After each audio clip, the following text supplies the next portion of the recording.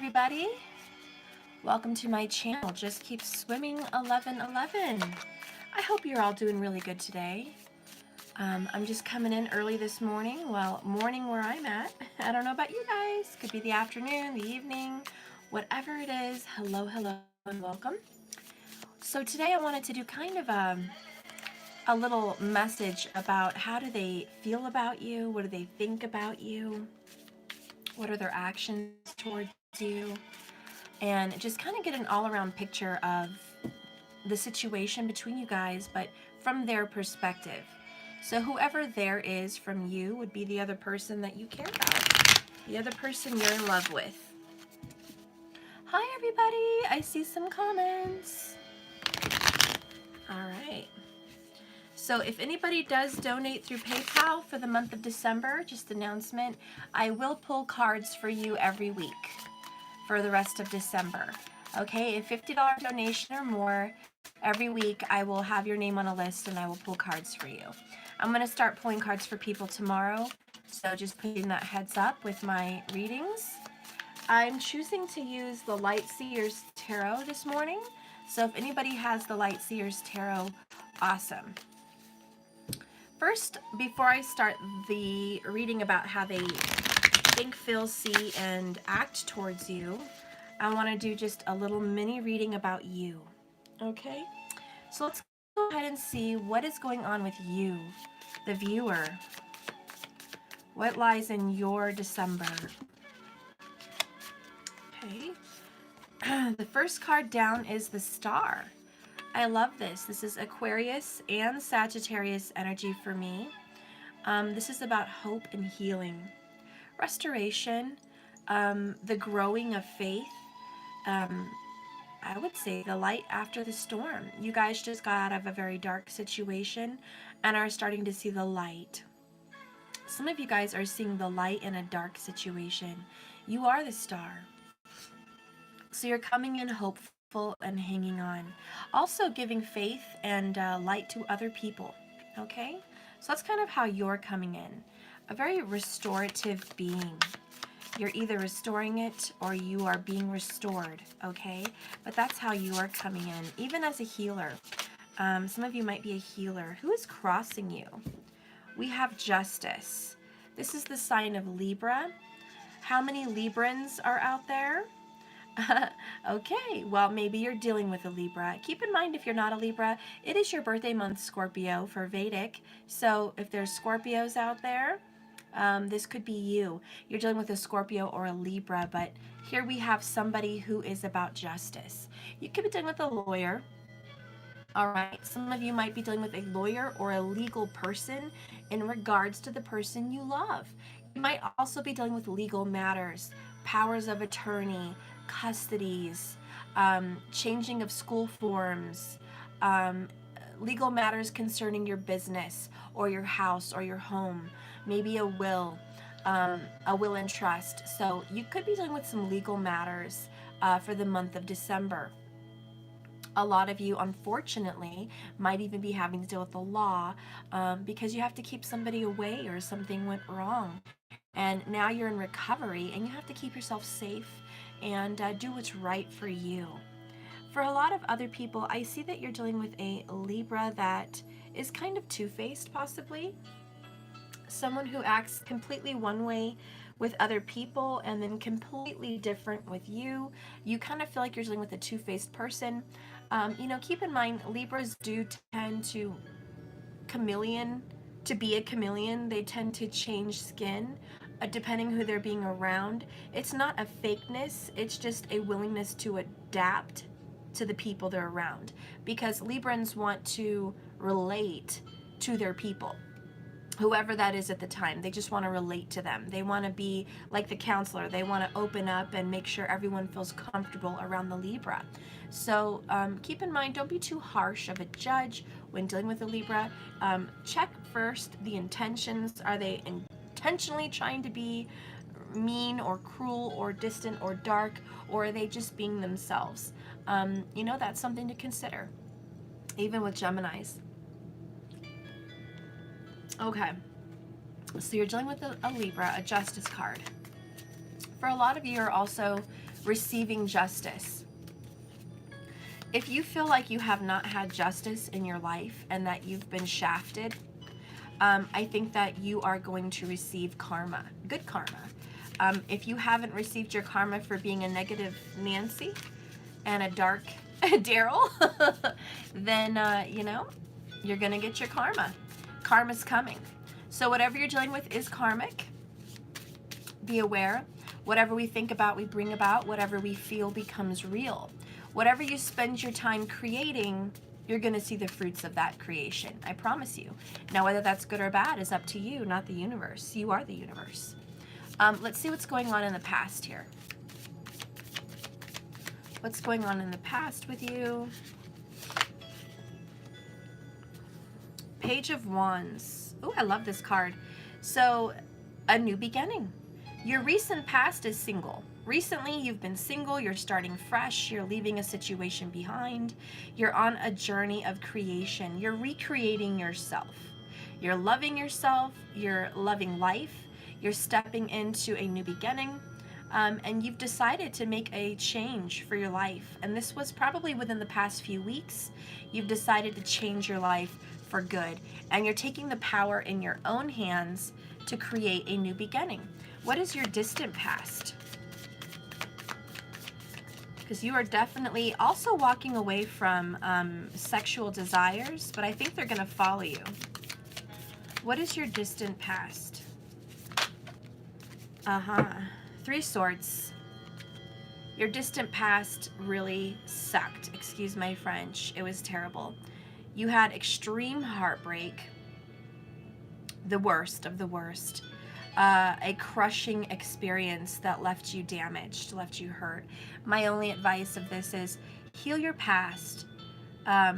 It's not like the past never existed. It's that it doesn't control you anymore. And I think that's what you're doing right now in your recent past to your distant. You've made a decision to go ahead and heal yourself and acknowledge that, yeah, it happened to me. It happened.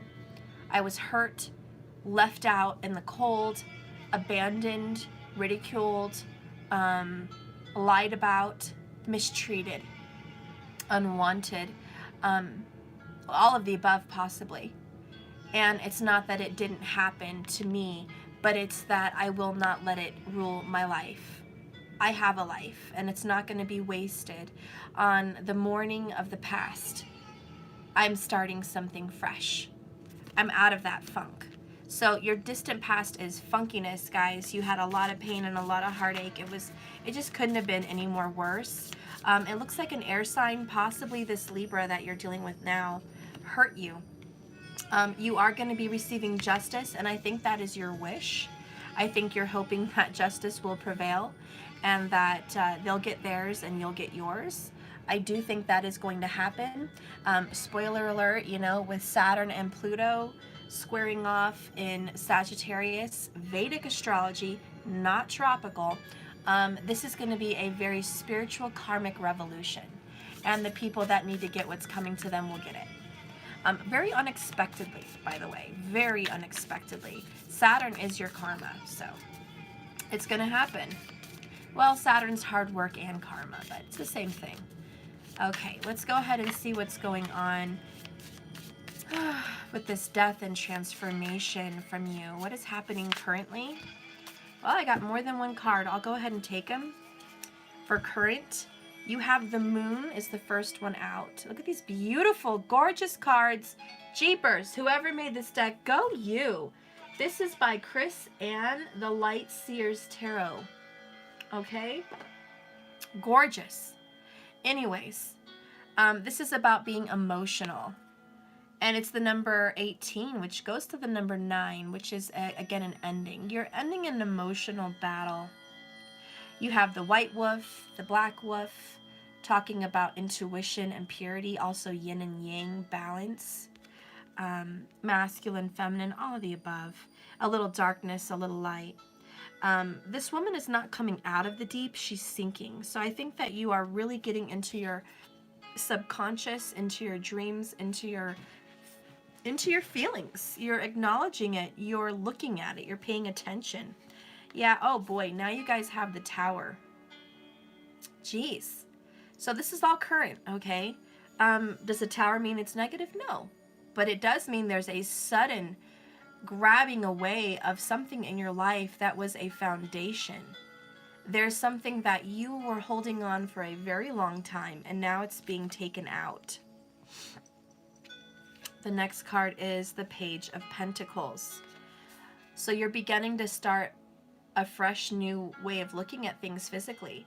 Your life is changing. A lot of you have moved or considering moving. A lot of you are spending money. You're literally watching your paycheck, watching your balance on your account, but you're spending. You are taking actions, to use your pentacles. A lot of you are investing. Be careful with your finances, because there could be a sudden shock. Like maybe you had a lot in the bank and then all of a sudden, boom, it's like, whoa, where did all that money go? So just watch that. I would suggest you watch that. You are going to have a new beginning, Ace of Pentacles. Yes, there's a slow return. Okay, there's a slow return on your account. I think over a matter of weeks, the next 4 weeks, you're going to have a new beginning financially. And this is for a lot of you starting a new business. It's like a baby. Your business is fresh, just coming out of the ground. The seed has been planted. Now it's got leaves and roots, and you're like, wow, look at my little seed. It's growing. So it's growing. Your bank account is slowly growing. There could be a sudden emotional shock in the next few weeks. This is going to rock you to your core. I just suggest you get ready for it. Whatever it is, it could be a death in a family member. It could be a revelation of somebody wanting a divorce. It could be a revelation of somebody not wanting to communicate any further with you. Whatever it is, expect it. Know that it's part of karma. Work with it. Let it go. You're learning to let things go and find the beauty in the darkness. Right now, you're the star. You're having hope. Currently, you're going through a tower. So the tower and the star are together in one moment in time, right now. And this is what lies in front of you. So hang on to your hope. Hang on to the fact that you deserve good karma. You deserve justice, not the other way around. Hang on to your hope here, because someone, and it could be a Scorpio, could be a Pisces or a Cancer. Cancer especially, we have the moon, is going to be moving forward towards you, offering a gift. Currently, a lot of you may be getting money or a ring. I know it's not for a lot of people that you're going to go get a ring. But for a lot of you, this is an engagement, an act of engagement. Even if it's not a physical gold ring, it is a physical action that is being taken towards you for a new beginning in 2020. All right? And this is going to be a fresh start. So you're having a new beginning. And the last card, surprise, surprise, is a Knight of Pentacles. For a lot of you, the air sign that broke your heart is going to be gone. And it's going to break your heart and make you super emotional. And you're going to be like the moon and you're going to be crushed. But here comes this new person, this Knight of Pentacles, an honest, genuine, loving person that is coming with a real gift. Not the bullshit to mess with your head, but a real gift. The gift of love, the gift of a new beginning. And even if it's not someone that's an earth sign, because that's very possible, it is the energy of a new beginning for you, slowly moving forward into 2020. Let's see what lies in your future.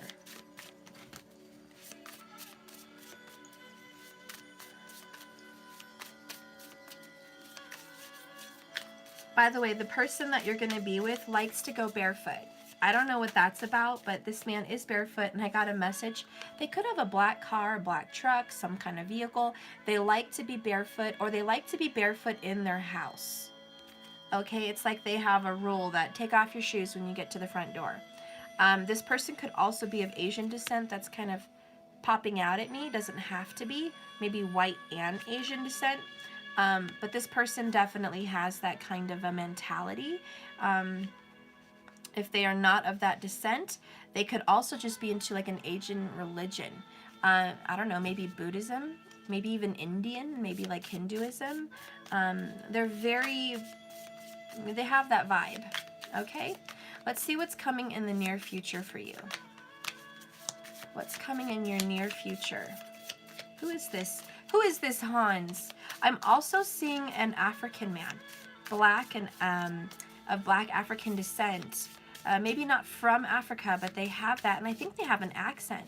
Some of them even have an English accent, or there's some connection to Europe. So that's just a message for some people. Okay, let's see what's coming up in the future. Come on, what's coming up in the future?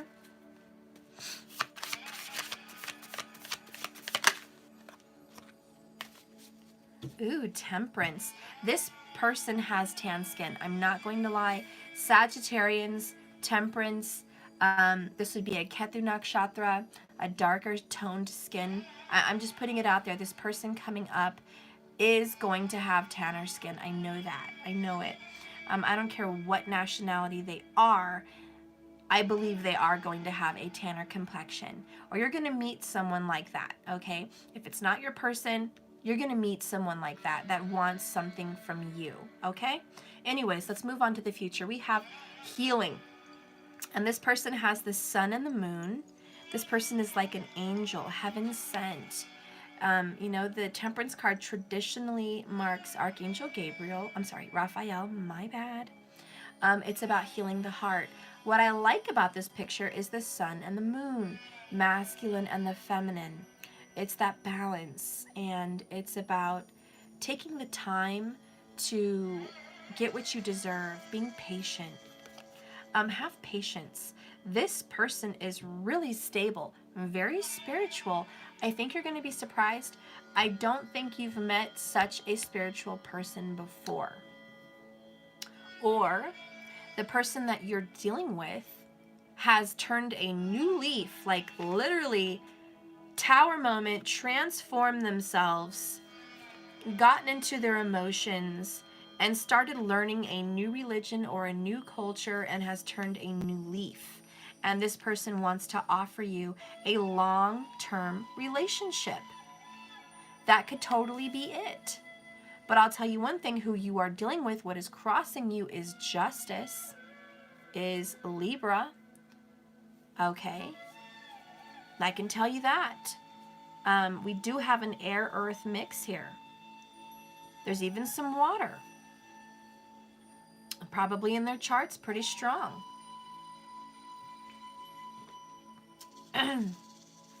Let me tell you this. The person who's in your future is going to be having a strong placement in the 10th house or the 9th house. And if you don't know their chart, I'm sorry. They are going to be of Capricorn or Sagittarius energy. Hard workers, perseverers. They don't have a humongous sense of humor. It's more of a dry sense of humor, but they do have a sense of humor. And this person is going to be worth the wait. I also feel like this person is karmically meant to be with you. It's fate. You deserve it. Karma is coming in your favor. You deserve it. This person is going to be a very hard worker. I think I already said that, but also spiritually enlightened. They're going to be older. I think they're going to be 40 years or older.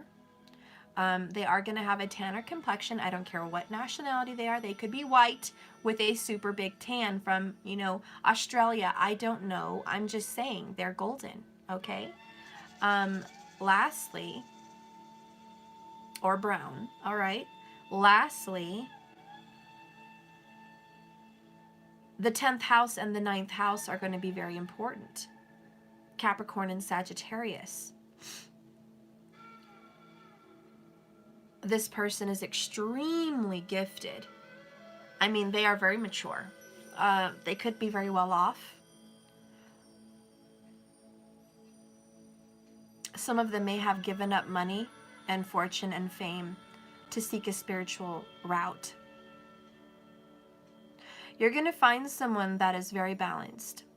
Someone that knows about nature. and love and work and family and home and spirit.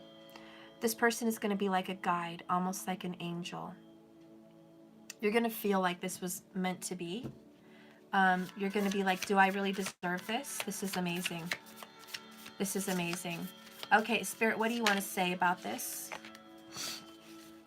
Spirit wants to say you've been waiting a long time, and there's Saggy, number 9, 9 of Wands.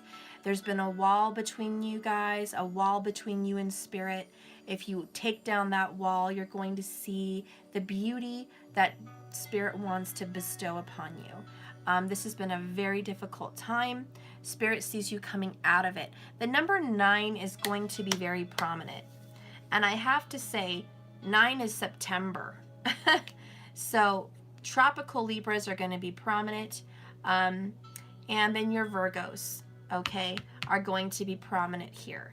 Very prominent for who you could be dealing with in some sun, moon, rising sign. Also possibly your Jupiter for the spouse, the husband, and Mars if you're a male-on-male relationship. Okay, even Venus for your love relationship. Those signs will be prominent somewhere. And then you're having a strong Saggy influence with Capricorn.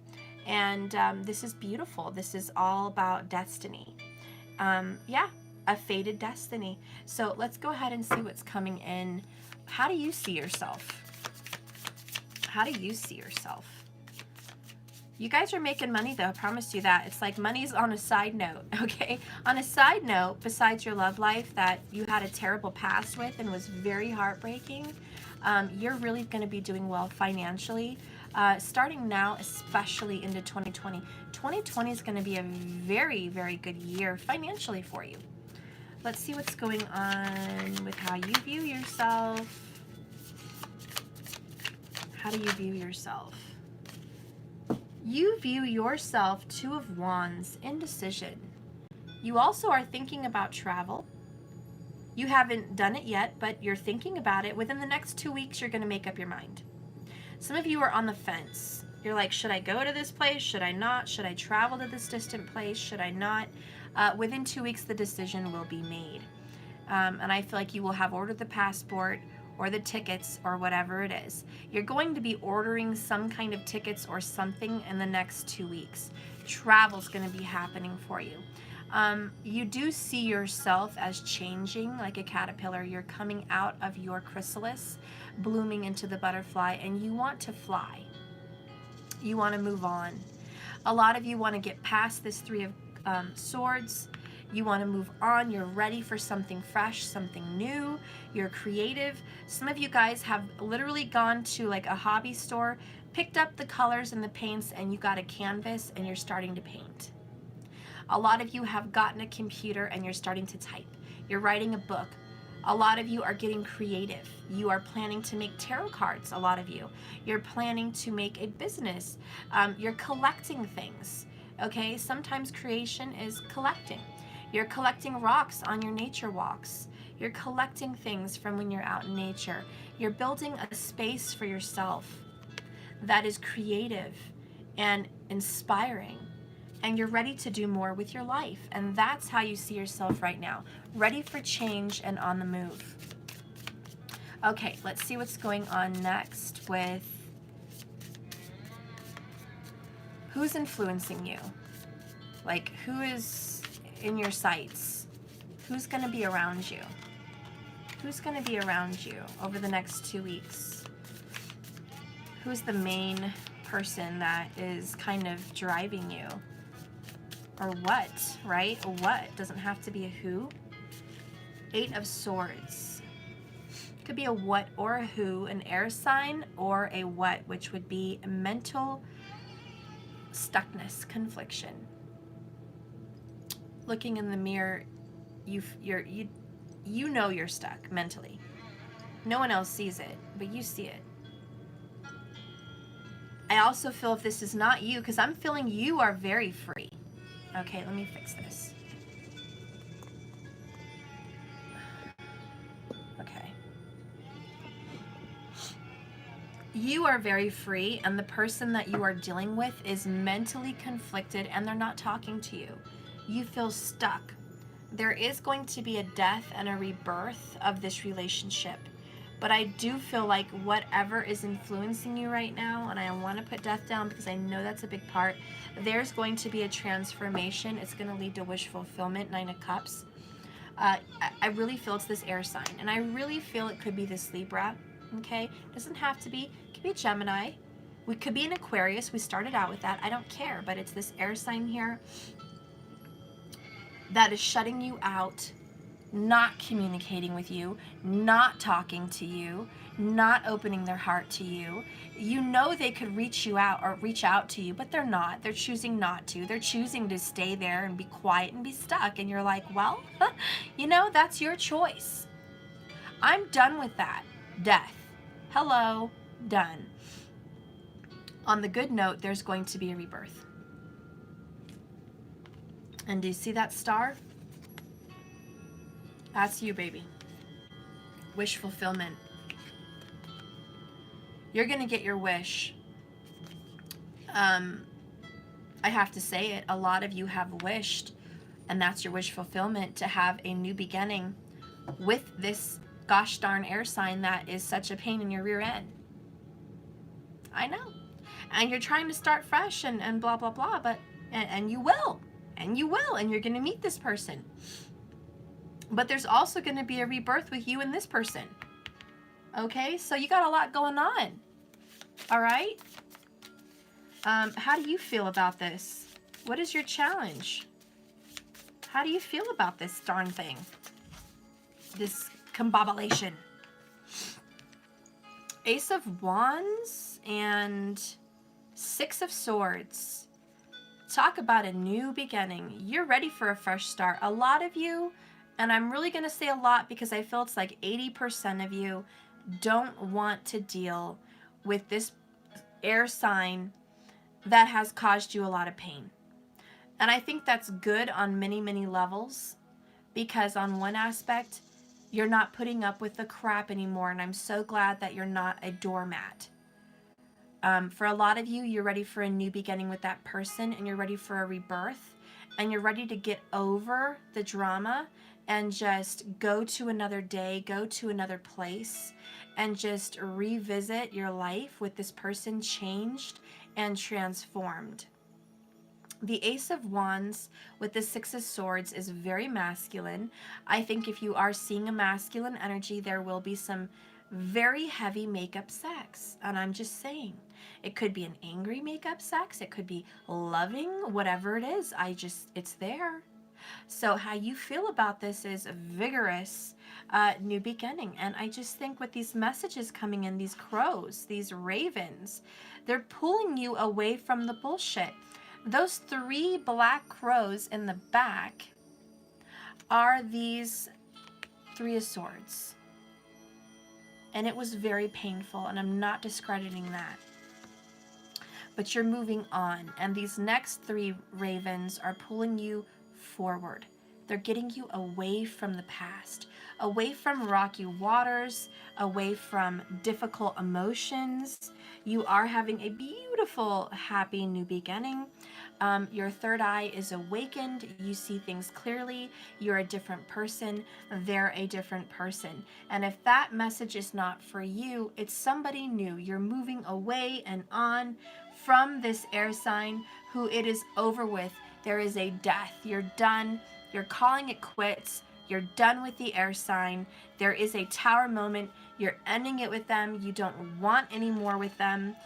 It is an emotional pull on your heart, but you're taking the steps, baby steps needed for a new beginning in 2020, and you are taking the actions needed to move away and move on from this person. You are going to meet that new person I spoke about. Now, and just reiteration, this is going to be a new cat for some of you guys. For a lot of you guys, this is going to be the reborn person from the past that is returning healed. It would be a twin flame or divine soulmate. And that is the Temperance card. What does Spirit see as the outcome? Because how you feel is you just want a fresh start. So what is this outcome? Okay, what is this outcome? And somebody must really like to surf, because there's some surfing in this deck. Somebody may like to surf, or maybe considering surfing. Getting in communication with a surfer. I don't know. Maybe you're just cruising the waves, guys. Cruising the waves, cruising the emotions, going with the flow. Let's see. What is the outcome? Oh my God. Oh my God. What a beautiful card. Told you there was a brown skin cat. 2 of Cups. Look at that, guys. Can we say bond, true love, soulmate, twin flame, destined lovers, a union? Yeah, we can say all of the above. Spirit thinks you're going to be in a relationship in 2020. This is a duo, not a numero uno, okay? You guys are not going to be single Sallys in 2020. You guys are going to be in union. A lot of you are coming into union with your twin, and they're going to be reborn. You're going to have a new beginning in your relationship. And a lot of others of you are going to have met somebody fresh and new that's destined for you, and you're going to be in a relationship in 2020. It's a union. The question is, are you open for it? There's a lot of you guys that aren't open. You have to be open. The page and the page talk about youth. A lot of us don't have youth on our side, but you have a heart that can be reborn and is young again. And I don't care if you're 6 or 60. A fresh start is around the corner if you want it. And if you will it, it will be yours. Spirit says after a long journey, you're ready. But are you? Are you? That's up to you. Bottom of the deck is the High Priestess. It's about an inner knowing, a higher knowing, and a spiritual strength. Don't talk about it, be about it. That's what the High Priestess says. She doesn't talk about it. She is about it. If you want any advice, close your eyes, meditate, and go within. You could, Pisces is also very strong in here, I am going to say. And so is Cancer. And so is Scorpio. But water, but you know, Pisces is really here because Pisces is about letting things go, done with it, rebirth, reborn, and just spiritual transformation. A lot of you guys are going through a spiritual overhaul. I'm just saying. It's beautiful. It's been a long time coming. I am terribly sorry about the heartache, the towers that you guys are going through right now. It must not feel good, but I understand that pain is gain. And you two are going to grow from this, and this too shall pass. Okay? So that's what's going on with you. And by the way, high five on your financials, because it's looking really good, especially if you're starting your own business. Okay, so now we're going to just dive into how they feel about you, how they see you, and what actions do they take around you. What are they reminded of when they're with you? What are they reminded of when they're with you? I want to know what they're reminded of. And I'm going to do oracles and tarot for this.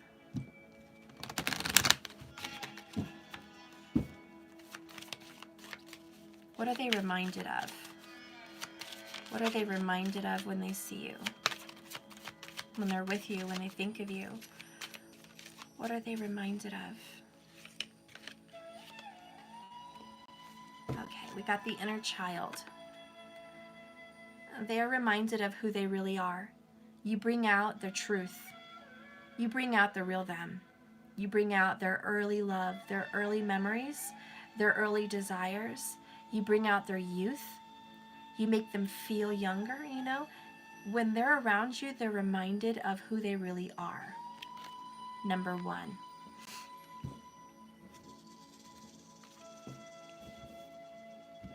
Nope, they don't want me to use that one. Why do I have to follow these prompts? I'll use my oracle, which you guys can order on my page. By the way, I'm still waiting for the gilded, so just give it some time. I know it's makeplanecards.com. They're not fast, guys. They're not fast. They're just not. I'm sorry. Anyways, what are they reminded of when they're with you? So I wrote this little bit. And it's, you have invaded my mind, body, and soul. I am consumed by the fire my soul only feels in your arms. There you go. They're turned on. Number one, they have a fire. They can't be around you without feeling turned on. A lot of that is that Kundalini energy that you've already combined together. But you're bonded, and they can't help but feel turned on and hot and bothered by you.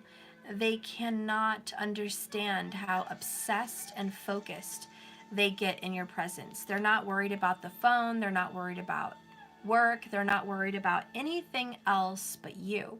And if you remember an early memory of an early relationship when you were young, it was like that, was it not? In high school or whatever. Everything else didn't matter. It was just your relationship. That's it. That's all that mattered. Not school, not family, not clothes, not what you did for the day, not even eating. You know, when you're young like that, you're like, oh, what? Is there such a thing called food? Because I forgot. I was so engrossed in my person's energy that I was feeding off of love and didn't need to eat. In fact, hell, we didn't even need to sleep. We just wanted to be awake and be with each other. Thank you, Jennifer Jones, for the PayPal of $5. I appreciate that a lot. Thank you. So anyways, this person feels like that. That's what they're reminded of when they're with you, is an early relationship and their youth. And whether they like it or not, that's what they're reminded of. What else are they reminded of with the tarot? What are they reminded of when they're with you? What are they reminded of? They want me to do this. By they, I just mean my spirit guides, okay? What are they reminded of when they're with you? What are they reminded of? Tell me.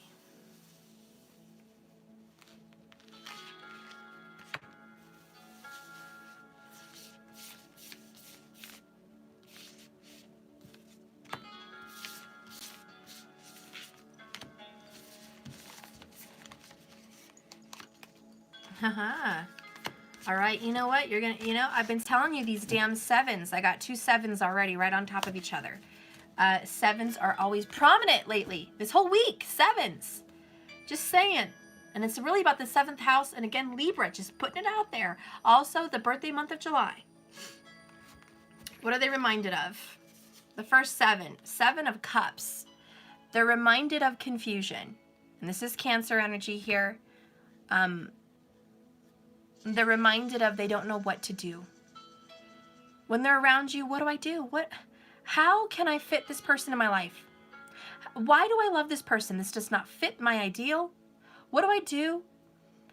Every time they think they've got their life together, they get around you and it's confusing. They're like, oh my God, everything I had planned, down the shitter. Excuse my French, guys. You know? Do you guys watch Christmas Vacation with the Chevy Chase? You know, the original. It's funny. And, his brother-in-law was out there at the damn, what was it? The camper. And it was full of crap in his little septic system thing that he had going on in the camper. And he's out there in his robe in the snow, making a fool of himself. And, he's drinking his eggnog or whatever the heck. And then he's seeing his brother-in-law out there in his robe. And he's like, what the hell are you doing, man? And he was like, the shitter was full. I'm just dumping it down the sewer. No big deal. And he's like, this guy's crazy. So when your person's around you, they feel crazy. They're like, geez, what the hell? This is crazy. But, they realize that, and I don't mean to be graphic, but their mind is full of shit sometimes, okay? And they realize the shitter's full. I need to declutter my life. I have to get rid of my karmic person. These are desires, okay? I want to quit the job I hate. I want to stop working so much. I want to travel. I want to be stupid in their arms. I want to make these foolish decisions with the one I love. But how can I live my life like that? It makes no sense. So there's some confusion. So when they get around you, they're confused, guys. They're so confused. I know you don't want to hear that. They just feel and you confuse them. You send their world into a frenzy. And it makes no sense to them because I think the person you're dealing with, again, very saggy, cappy energy, they're serious. They're logistical. They're logical. They are forward thinkers as far as stability. And your relationship has invaded mind, body, and soul. And now they are full of love and they're full of passion. When they're around you, they're like a child. And now they have related you to a child, thinking that you're childish, thinking that you're immature, thinking that this relationship is immature, thinking that this relationship makes no logical sense for an adult person. And they categorize you in that way. Because when they're with you, this is what they feel. They feel crazy and out of control. And for a control freak, they need to stay in control. And Saggies love to preach. They love to teach. They love the truth. They know this is the truth. They're very hopeful and optimistic and childlike in some sense. But they are stubborn. They do believe that whatever they think is right. And it takes a hell of a lot to switch that for them. I mean, it really does. And for Capricorn, it is a serious life. It is hard work. It is pain and suffering and sacrifice. That's what gets you the gold. And that's how they feel. And so this feels too easy, too simple. There's not enough details. There's not enough information. There's not enough sense. So I don't feel safe making that choice. And that's really a lot of it. But let's keep going. The next 7 is the 7 of Pentacles. Again, they're very earthy. They realize that they've been very time consuming. It's taken a lot of time for you guys in this relationship. A lot hasn't come out of it this far. The famous saying that they probably say to you is, if we were meant to be together, we'd be together. If this was meant to be, it would be. Or after all this time, 7 years plus, whatever, all this time, dedication, even if it's just 2 years, after all this time, look what we have. It's not a lot. So is it wise? And they're questioning the fruit of their labor. They're questioning your relationship, the status, the level, everything. And they're just like, the value. What is the value? And again, the Kundalini is kind of like wrapping around with these roots. You guys are combined. You're rooted in together. It doesn't matter what you guys have yet. It's what will be. Again, patience. Saggy energy. Patience. What will be, will be. And let me tell you one thing that they see as well as you, but it's not spoken about. This is growing. Your relationship is actually factually growing. It's not stagnant, it's not dead, it's not stalled, it's not stopping, it's not over. It's still growing. And yeah, it might take some time, but it's still in the growth. So you haven't got your full harvest yet. Now, that's frustrating for the both of you. Believe me, I know. What else do you guys have? You have the 3 of Cups. Well, what are they triggered by you? What do they feel around you? Hello? What do you bring out of them? Happiness. 3 of Cups. When they are around you, they are reminded of 3 of Cups. Joy, happiness, union, again, childlike energy. You remind them of their mother. This is Cancer energy, or at least a grandmother. Or if they don't have either, you remind them of the ideal of what that would feel like to be loved unconditionally. This is unconditional love. This is mind, body, soul, Father, Son, Holy Spirit, union, balance, perfection. You remind them of that, and you give them joy and happiness. You know, a lot of you guys are in the friend zone. Hate to put you there, but you're in the friend zone. You also remind them of their best friend. Best. Someone they can trust and count on when shit gets serious or when life falls apart. It's you. Someone that they can count on to just have a hug when needed, love when needed, or support in any shape or form. They know they can come to you into some kind of union. So there's also happy times, celebration, reconciliations. A lot of the time when these people are around you, it's around the holidays. And whenever they have a holiday, they are reminded of you. But especially Christmas. What is it about Christmas? Is it the ornaments? Is it the smells? I'm hearing cinnamon. I am also feeling like there is food and family and children, youth. Again, the inner child. You remind them of this. You bring out their inner child. Hello. A lot of you guys actually have children with this person. And of course they're going to be around you in the holidays. Of course they're thinking of you in the holidays. Some children will be born around the holidays that you guys have in your future or you already have. These are going to be your Scorpio babies, your Saggy babies. Okay? All right. Let's keep going. What else are they reminded of around you? Two of Swords. They're reminded of a tough decision. Very hard decision. Thank you so much for the $3.33 days. Hunames, thank you so much. So here we are. Fork in the road. Choices. Nagging at them like these crows, like these ravens, just nagging at this girl. Make up your mind. Make up your mind. Look at the sign of Libra on her arm. See? You were dealing with a Libra this whole time. Make up your mind. The crows are telling her that. I could hear them. Make up your mind. Make up your mind. And she's like, God, I need space. I need space. Go away. Like, no. You have to decide now. Are you going to go right? Or are you going to go left? There's an urgency. Your person is reminded of an urgent decision. Lastly, what is your person reminded of? Fate. Karma. The wheel of fortune. Pleasure. Change. I hate to say it, and this is, when you met your person, their life changed. Sometimes for the better, sometimes not. But it is about the change and the transformation they went through in their life. Some of them, it was a good change. It was a freedom. For some of them, it was a bad change. Okay? And whatever it is, you are a reminder of a huge life transition. Whenever their life changed, it was you who was present. Some of them blame you like a trigger. They blame you for the change. Maybe they blame you for a divorce they were going through.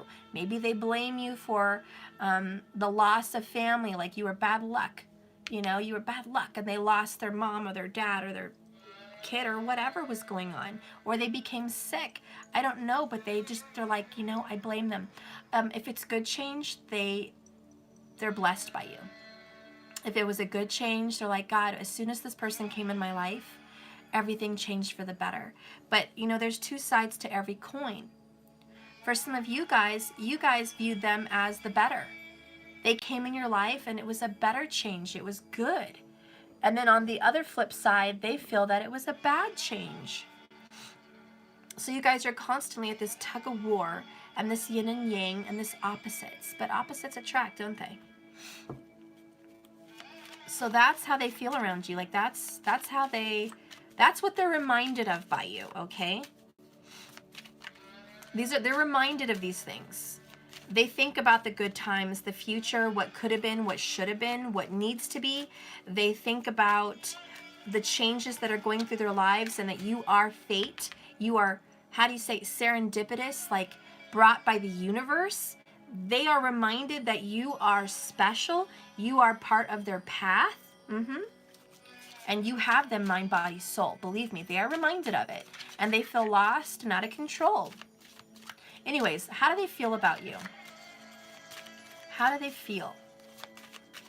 I want to know his heart, her heart, the feelings. What is going on in that heart? What do they feel? What do they feel, Spirit? Walking in the door and seeing you. What do they feel being in your presence? What's in their heart that no one talks about? What's in their presence? What's in their presence? Oh my God. Thank you for the 777, Maria. Thank you. Guys, whoa. This is how they feel.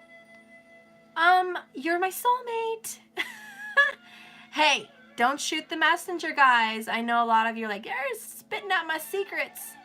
Listen, oh my God, listen, Linda. They feel like you are their person. Look, if you send this to them and they watch it, I'm gonna speak to you right now. If you were sent this video and you don't watch my channel and you're that guy, you're that girl, I'm gonna call you out, boy or girl. You know that you feel like this person that sent this to you, that's your person. You know that Spirit brought them to you at a weird time in your life, unexpected, serendipitously. Maybe you met them twice on accident and then you never got their name. Whatever, you met them. Thank you, Jennifer Elmore, for the beautiful PayPal. $22. Thank you so much. And 22 cents. I love it. Togetherness, union. Listen, Linda. You know. And you know this, man. And it ain't even Friday. This is your person, okay? Let's not beat around the bush. You can hide whatever you want to go hide and bury it. But you cannot hide your heart and your feelings from Spirit. I know that you know they're your person. Now, whether you ever act on that or not, that's up to the fates. That's up to you. But the truth is out there, and I'm not going to lie to these people watching this channel. You love them. You feel them, and you know that you are connected on a spiritual soulmate level. You can't deny it. You don't feel this way with anybody else. There is nobody else. It is them. It is this person. You feel it is this person. They are like peanut butter and jelly. They don't make any sense, but when you put them together, damn, they sure taste good. You guys may be some crazy ass fools. Children. But together you make sense, man. It just is what it is. And I'm sorry to tell you, it doesn't need to make sense, and it doesn't need to be logical. It doesn't need to please your mom, dad, brothers, sisters, friends, and besties, and your coworkers, and the plan for your life. No, it doesn't need to fit in with any of that. This person, and you know it was meant to shake up your life and change it. And I have goosebumps, because that's the truth. Now, I'm done with the person that doesn't watch me. You guys, watching me, watching this channel, listen, Linda, your person does love you. They do feel like you are their soulmate. They do feel the connection is strong. They know that you're the one. Period. Now, I'm going to get into what actions they take, because 9 times out of 10, they don't take actions on that. But I am here to tell you how they feel. Okay. Let's see a little bit more how they feel. And I shuffled and it fell on my hand, and look what I got. You see, I never stopped loving you. You see? Never stopped loving you. Even though I couldn't see you. The end of the affair. And believe me, you guys had an ending. Maybe you guys even had an affair. I don't know. Sounds like it. But they never stopped loving you. You see? Even apart. Whoo, goosebumps. Just saying. Wow. All right. I got major goosebumps.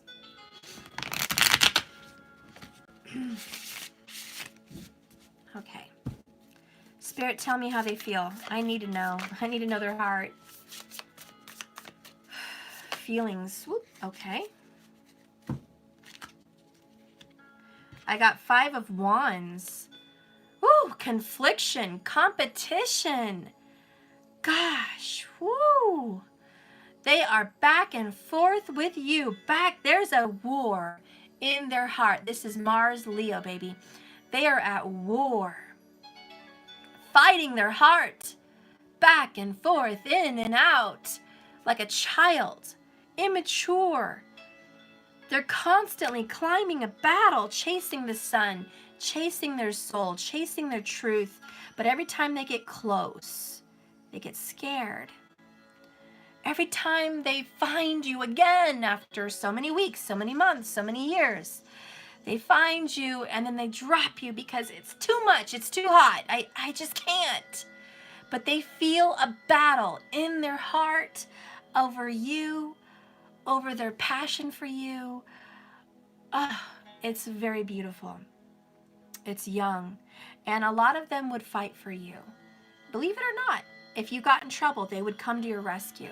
If you needed them to protect from some situation, they would come rushing in. They are protective. Even though they are distant, they are protective. I know it sounds crazy. It sounds weird. But bottom of the deck, you want to know how else they feel about you? Are you wearing a seatbelt? Because seriously, you're going to fall out of your chair. I hope you're not driving. Okay? Maybe you should pull over for this. I really think you should. If you're driving, sit your ass down, go pull over at the red light, at stoplight, little parking place. I don't know. Just go pull over. All right? And if you're at home, you better have a big smile on your face or I'm going to quit reading tarot for you. You want to know how they feel about you. Bottom of the deck. 10 of Cups. Okay? All right? Okay. Geez. Do they love you? Yes. Duh. Okay. This person is madly, truly, deeply, hopelessly in love with you. And to the point where I'm not even sure they are that aware because of their confliction of how in love with you they are. Yes, and if you're watching, you, sir or ma'am, are in confliction because you don't even know how much you love this damn person. It's insane. This is, again, twin flame, soulmate, divine love, crazy love. Yeah, Beyonce, crazy love. Love. Okay. I'm hearing all kinds of music. I can't even name them all. But any kind of crazy love song, trust me, it's right here. You're in, you're out, you're back, you're forth, you're in love, you're not. You have a love-hate, but you have love. This is not a thin line between love and hate with Martin Lawrence. This isn't, I fell in love with the fatal attraction. No. That's bullshit. That's not this love. This love is crazy love. This love is love and basketball. This love is Pride and Prejudice. This is crazy love. This is crazy love. This is Cinderella love. This is fairy tale love. Okay? This is I'll give up everything for you, love. This is I'll die for you, love. This is Romeo and Juliet, crazy, childish, stupid love. This is love. And whoever said love was easy? Whoever said, hold on a minute, let me grab my mic. What the? No, you need to hear this better. Look, whoever said love was even sane or made sense? Does it? Does it really? Does love really make any sense at all? Giving up your life for someone, sacrificing for them, giving your body and everything to them, serving them. No, it doesn't make sense. Any sane being is like, that's crazy. But that's love. But you also have to learn to love yourself, don't you? And that's been the crazy love journey you two cats are on. You two cats are on a crazy love journey of passion, romance, and the feasting of the soul. but you're also on a journey where you have to love yourself. And that's been probably even the harder part, because you can't do that when you're completely in love with someone else. Now, there is a yin and yang thing going on here. So when someone's loving themselves, they're too selfish, and the other person's too giving, you know? And it flip-flops with this Five of Wands. So it's like a back and a forth, and it's bullshit. And it's hard. This too shall pass. Remember to breathe. For it is better to love and be loved than to never have loved at all. And just when you think you're not loved anymore, you're crazy. Because love cannot exist where it never was, nor can it cease to exist where there was love. And I'm going to tell you both right here. There is love, period. And it's going nowhere. Okay? So we're going to continue about how they feel about you, because they are crazy in love. It's beautiful.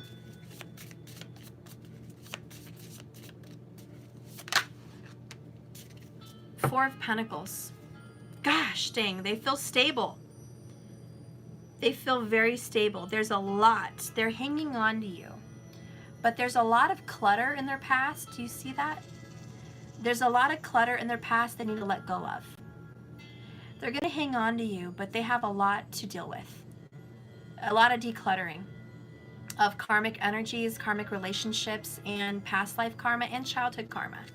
So your person feels like they don't want to let you go, but at the same time, they have to address a mountain of problems around you. And that's just something they're triggered by. That's just something they feel when they're around you. It's just a reminding that I need to clean out my closet. I need to clean up my act. I need to quit doing my addictive whatever behaviors. I got to knock it off. I got to let go of the grudges I've had. I need to quit that. Okay? 10 of Wands. Yeah, they got to pack shiznit up and get responsible. They are burdened. They've been down a long path, very long path, alone for a very long time. There is a suitcase. There is baggage. Let it go. This is too much. It's time to let go of that. Look at that, 10-10. You know, it's time. It's time for a new beginning. Do it. It's going to feel really good. You know, I myself, because I have strong Cancer and tropical, have cluttered my life a little bit, hanging on to memories of my past. I hung on rather, to my dad's items in his life. I hung on to my grandparents' stuff. I hung on to my loved ones that have passed, my lovers. Thank you, Yapo. Thank you so much for the beautiful PayPal. I will be pulling cards for you. Thank you for that donation. Anyways, I have learned that when I first have it in my hands, this is everything to me. I can't let this go. This is precious. And then I move it to a storage, and I never see it for years. I don't look at the pictures, the items. It's just there. It's just there, hanging around. And I learned that out of sight, out of mind kind of thing. But when I go back to make my house clean or go in my garage, I'm reminded of it, and there it is. Now, some of that's good. It's good to hang on to some items that are memorable so you can return to that box, whatever, and see it and be remembered. And be reminded and remember them. But is that a good thing when you're trying to let go of people that are still in your life that you don't want? It's one thing to hang on to memories, guys. It's another thing to hang on to a grudge or people that you don't need to have in your life anymore. And your person, not you, your person, unless this is you and it's reversible, you know, keep in mind. But your person may be hanging on to some people that they need to let go of. These are going to be friends that are secretly in competition for what they have. There is a male energy out here that wants you if you're a female watching, and that's their friend. And shouldn't they know that? Maybe they do know that. But drop that friend, because that friend has no good interest for you, person. And they want what you have. There's a lot of competitiveness. And it starts by wanting your girl. And that would be for a Leo out there, for sure. Leos, watch your friends, because there's a lot of jealousy. And that goes for Virgos. Yeah, there's a lot of jealousy, even a Capricorn. And your friend wants what you have. They're not your friend. So why you keep them around is beyond me. Okay? Yeah, they're jealous. Let them go. There's also siblings and family members that are in competition with someone. Could be sisters, brothers, I don't care. It's siblings. And they have left a sour taste in your mouth. They're mean. They're not nice. I don't care that they are blood related.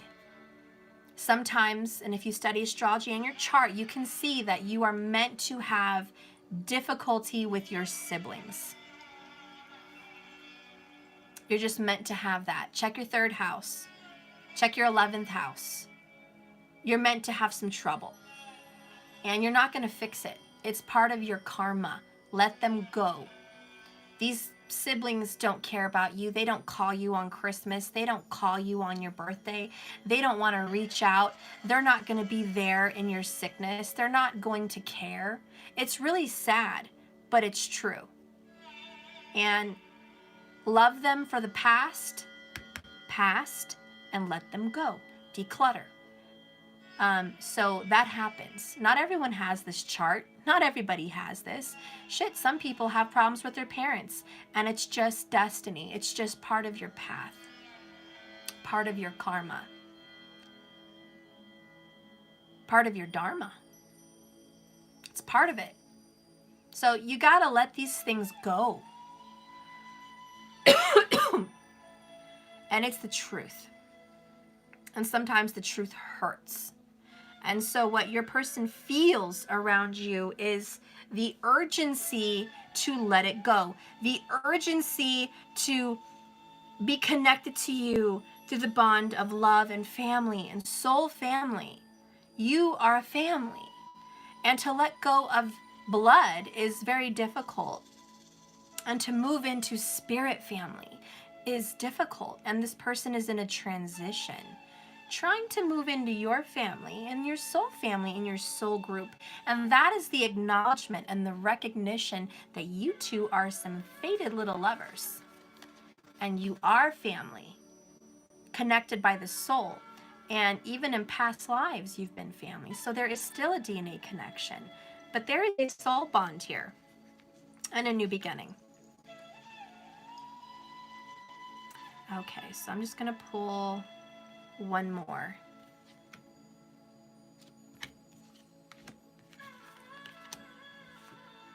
Page of Pentacles. They feel like they want to take a step towards you, a new beginning. Thank you, Mark Hodge, for the $5.55. I love you for PayPal. Thank you. I'm so glad you guys are using PayPal. I hate Super Chat. They take 40%. And so they're a pain in the butt. But I love them. And I love you for donating to Super Chat. Did I miss a Super Chat? Let me see. I think I did. Did I? Somebody had a blue. Thank you, Eben Oracle, for the $1.99. I'm an amazing reader. Oh, Eben, you're an amazing person. Thank you for watching me. I appreciate that. It takes a big person to give love to a stranger. I really appreciate that. Thank you. So anyways, this person feels like they do want to take a small beginning and a baby step towards you.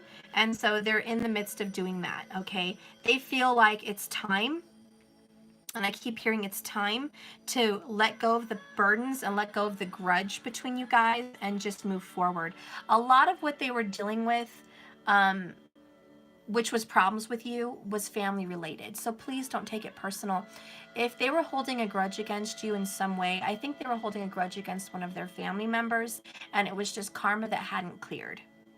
And so they kind of transferred their burden to you, and it's not your fault. But I think you felt that. And I think a lot of you intuitive people that watch know that. You knew that it wasn't you. You knew that it was something inside their own life that they were transferring to you, kind of posting the blame on you. Wasn't you. But I think you already knew that. I'm just saying it here. Wow, and there's like 500 of you watching. Hi. Thank you so much for watching. I'm so glad. Okay, guys. So anyways, that's how they feel. Let's get to, let's see, this is what they are reminded of. This is how they feel. How do they act around you? Now it's going to get good. You're like, oh, Steph, please be careful. You don't want to know how they act around me, Steph. We're going to find out. Okay. How do they act around you? They feel like they want a new beginning. I'm not going to lie. They feel like they really want a new beginning, and they are going to take the actions and the baby steps needed right now to do it. Okay, for December, they're going to start taking action on letting go of their crap and moving closer to a beautiful 10 of Cups union with you. You are their soulmate. So, how do they act around you? How do they act? Oh, okay, I got it. Aww. We got dreams and say what you mean.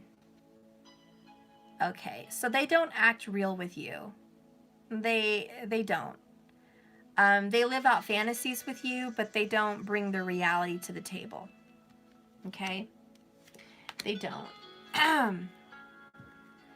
They act like they are entrapped or stuck in a situation. They act like they can live fantasies with you. A lot of them fantasize and live it out with you.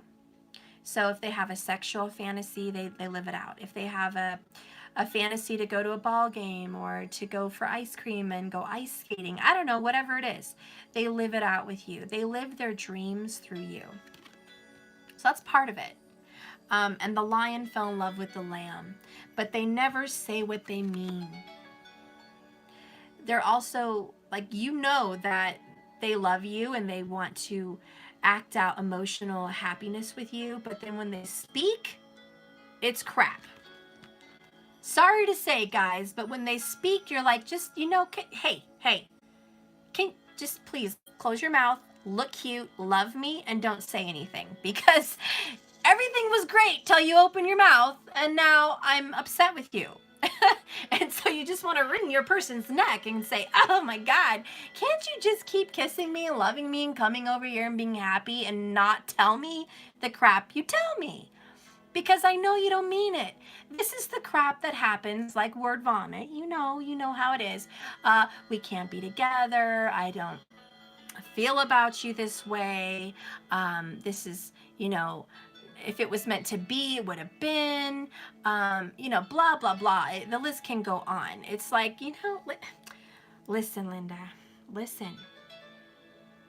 Why are you saying this crap to me when your heart, your feelings, my intuitions sing a totally different tune? And so that's when the frustration mounts, because they're keeping back, they're hiding, and they're holding back from you. And it's usually verbal. It's usually mostly always verbal, because they have no problem touching you, holding you, putting their hands on you. They have no problem texting you or sending you messages or setting up an event to be with you. They have no problem. The problem happens when they start to talk about their feelings and their healing. Isn't that true? Okay, well, let's see how else they act around you. Okay, how do they act? Oh, all right, that's just fine. You don't have to get mad. Just go ahead. You got from Mariah Carey, Don't Forget About Us. So it's always a goodbye. They act like this is a goodbye. They act like, don't forget about me, but I'm gone. Don't forget me, but I can't be here. They're always gone. And you're just like, really. So you don't want me to forget about you. You want me to hang on to you, but you don't want me here. So it's this tug of war. It's this back and forth. It's probably driving you insane at this point. And I'm going to pull one of my bubble oracles. Booyah. You can order this off my website as well if you like them. They're very cheap. They're very reasonable. And I actually have these in stock. So if you want these like quick, order these. Okay. Let's see what's going on here. What are their actions? Just one little oracle. Actions. What do they act like? Oh, strategy. They're always planning, and it's like you have to go in their head and pick their brain. You feel like they're strategizing. Like, okay, example. They come and see you, right? And they're already planning their exit. It's like they come and see you, they're planning their exit, they're planning what to say, what not to say so they don't make you freak out. They're planning, you know, all this crap, and you're just like, I thought you just came here to enjoy me. But you're already planning all these things. You're planning your exit, you're planning your next entrance. You're always strategizing. You're always on the drawing board. Why are you always in your head? Why are you always in your head, you know? And that's how they act. They act like they've got plans. They're very busy. A lot of them say, oh, you know, I'm coming over to visit, but I have A, B, and C to be at by, I don't know, 10 o'clock. Or I'm coming over, but I'm going to only stay for 2 hours. Don't think I'm going to stay for all night. Or I'm calling you, but I don't miss you. I'm just checking up on you. Don't freak out because I text. I'm popping up out of nowhere, but it's not because I miss you.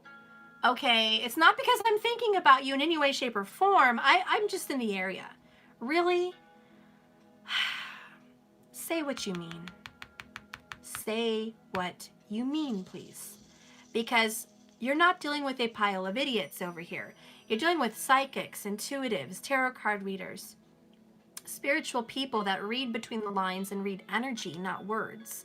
So this is what offends you. This is what upsets you and creates tension, because you're like, I know I'm not an idiot, but I look like an idiot for dealing with an idiot. Yeah, you kind of do. Stretch your legs out a little. Yeah, get comfortable. Yes, you do look like an idiot. But really, on this channel, who cares? Are you here to make anyone think you're not an idiot? Do you really care what they think? Maybe it's time you just quit caring. And, you know, that's just advice for you. For you, Kat, over here, acting a fool who doesn't say what they mean, you look like the idiot. You look like a really big idiot because you love this person and this is the right person, and you're choosing to make choices that leave you more in the hole, make you work harder, and make you struggle. And you're not coming out looking like you know what you're doing. You're coming out looking like you have no clue what you're doing.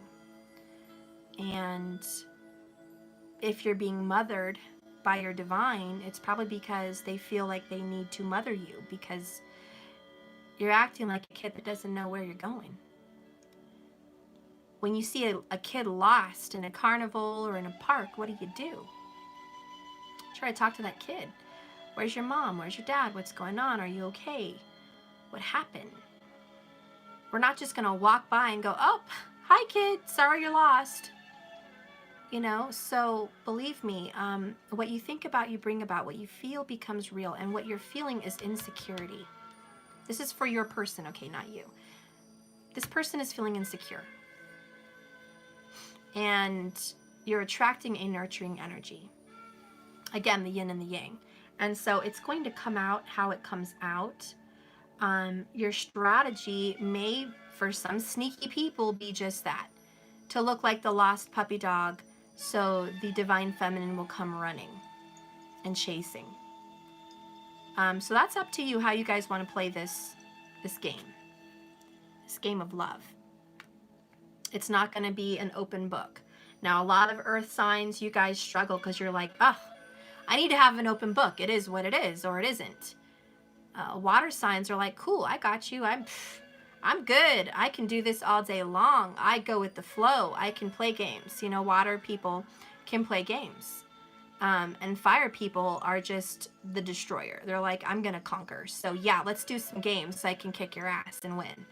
You know, and that's the fire signs. Water's like, I don't care. Whatever's clever, I can play a game for 100 years. I love it. I love being in and out with you and flowy and growing. Whatever. Like peace and love, children, you know? And fire's like, divide and conquer with passion, you know? They just want to win, baby. They just want to win.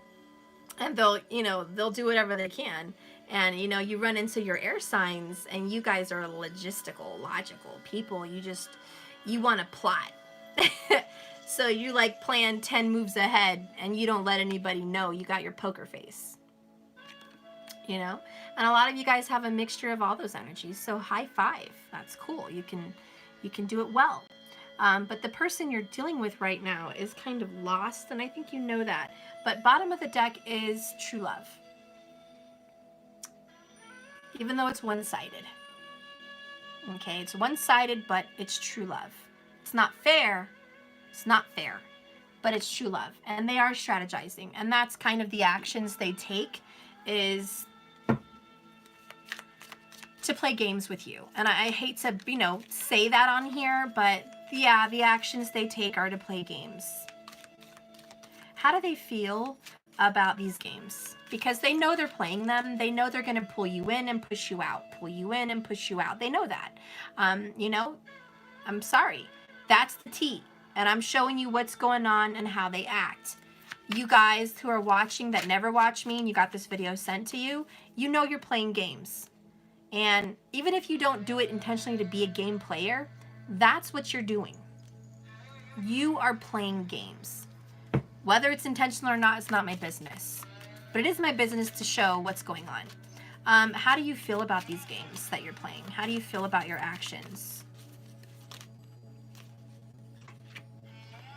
Seriously, I got 3 of them? Okay. Bottom of the deck, fools rush in, and you are full.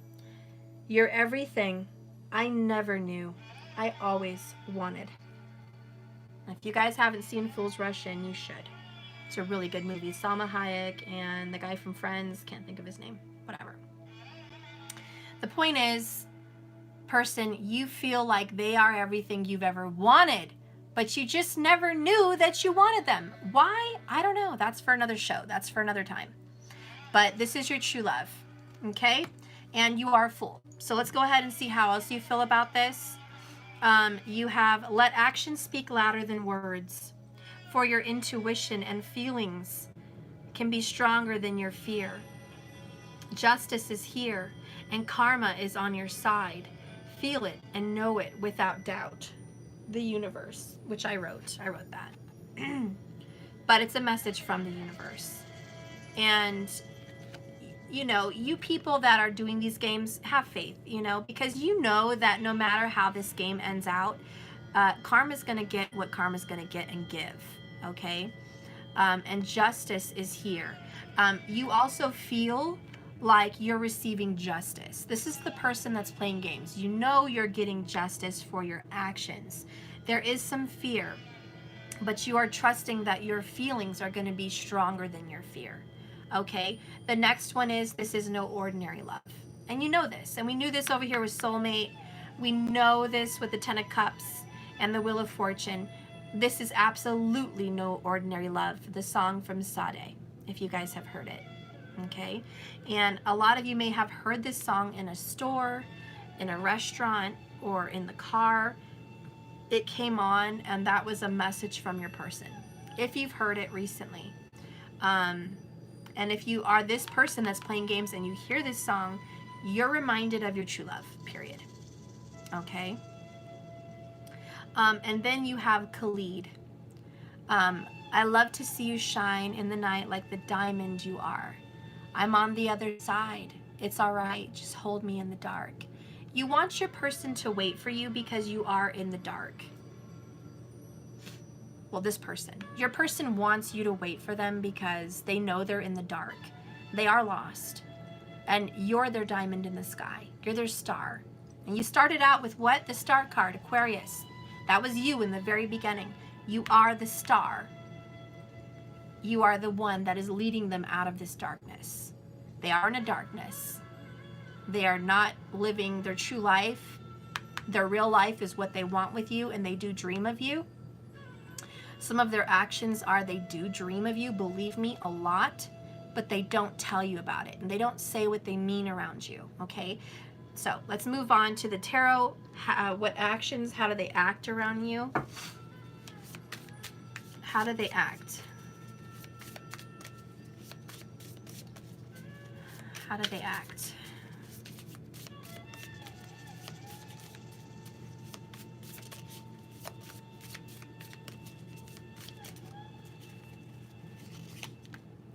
First one, Nine of Cups. They act really happy around you. When they're with you, it's like they're so happy and you know it. They're smiling, they're joking, they're goofy, they're laughing. They're tickling you. They're drinking with you. They're having a good time. Maybe they're smoking with you. Maybe they're watching a movie with you. Whatever it is, they act like they're having a good time. When they're with you, there's no doubt in your mind that you and them get along great and that you and them have a wonderful time together. Okay? They act like the King of Wands. So they act, how do you say, like, confrontive, like, they're the initiator sexually. When they're around you, they're the king of their wand. If they're a man, okay? If they're a woman, they are the shit, okay? They act like they got it going on. They're so confident, so confident. They act like they are it, like they are literally, you know, the movie star that stepped on the scene. It is them. It is their show. It is their world. And they just pop up around you looking good, smelling good, super attractive. And believe me, they put on a show for you. They really do. They shave, they get clean, they clean their car. They get on the best cologne, they wear the best clothes that they have, they shine up those shoes or whatever. They just want to look their best. They want to be their best. They put on a show that they are at their best. They are the divine masculine energy. So the way they act around you is, I am it. I am the lion. Look at me. Look at my mane. Look at everything. Like, they come on a little bit strong, probably a little bit cocky, a little bit too confident, but that's okay.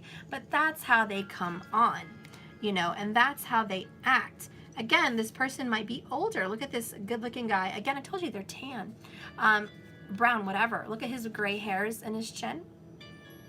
This is an older person.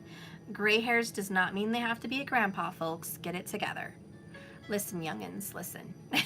There are people 35 and older that have grays, period. If you're not of that age, I don't know what to say. But this is a mature man, okay?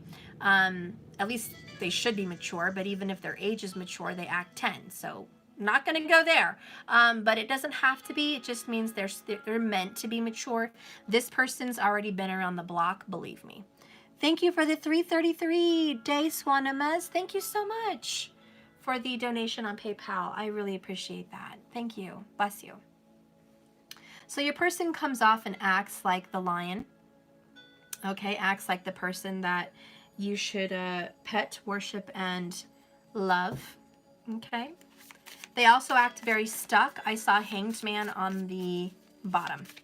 Okay. So they always act stuck. They always act like, I can't be with you because. I can't be over here more because. I need to go because. Excuses, excuses. Okay, all right. How else do you act around your person? How else do you act? King, what is up with these kings? Okay, we definitely have a king energy. Your person acts like a king. Again, maturity. King of Pentacles. Look at that. So he acts like he's got his stuff together, or her, okay? That they are living the lifestyle of the rich and famous, okay? Looks can be deceiving. But these are not just looks, these are actions, okay? So when they come over, they act like they are put together. They act as if they are mature and stable, and that they don't need you and they don't need anybody. That's how they act. But again, say what you mean. And that is the problem today, is they're acting like these kings, but say what they mean. Really, they're a page. They feel like a page. That's their secret. Their secret is they feel like a child. They feel lost. They feel insecure. They are reminded that they are learning and they are confused, but they act like they need no advice from you. They don't need you to tell them how to live their life. They don't need you to remind them of anything that they need to do or should do. This is kind of like a know-it-all, okay? So when they're around you, they act like a know-it-all, period. Sorry. I'm sorry. And if you're watching and you got sent this and you never watch me, if you act like a know-it-all, maybe you didn't realize you were acting that way. But when you shut down your true love, every time they try to give you any piece of love or advice, and you're like, don't, I already know this. Don't, I already did that. Don't, you know? Well, what do you think you look like? You kind of look like a know-it-all. And you act like it, at least. Even if you're not, that's how you act, okay? So let's get going. How else do you act? How else do you act? Okay. Queen of Wands. And the Lovers? Okay, that's not fair. I got the King and the Queen.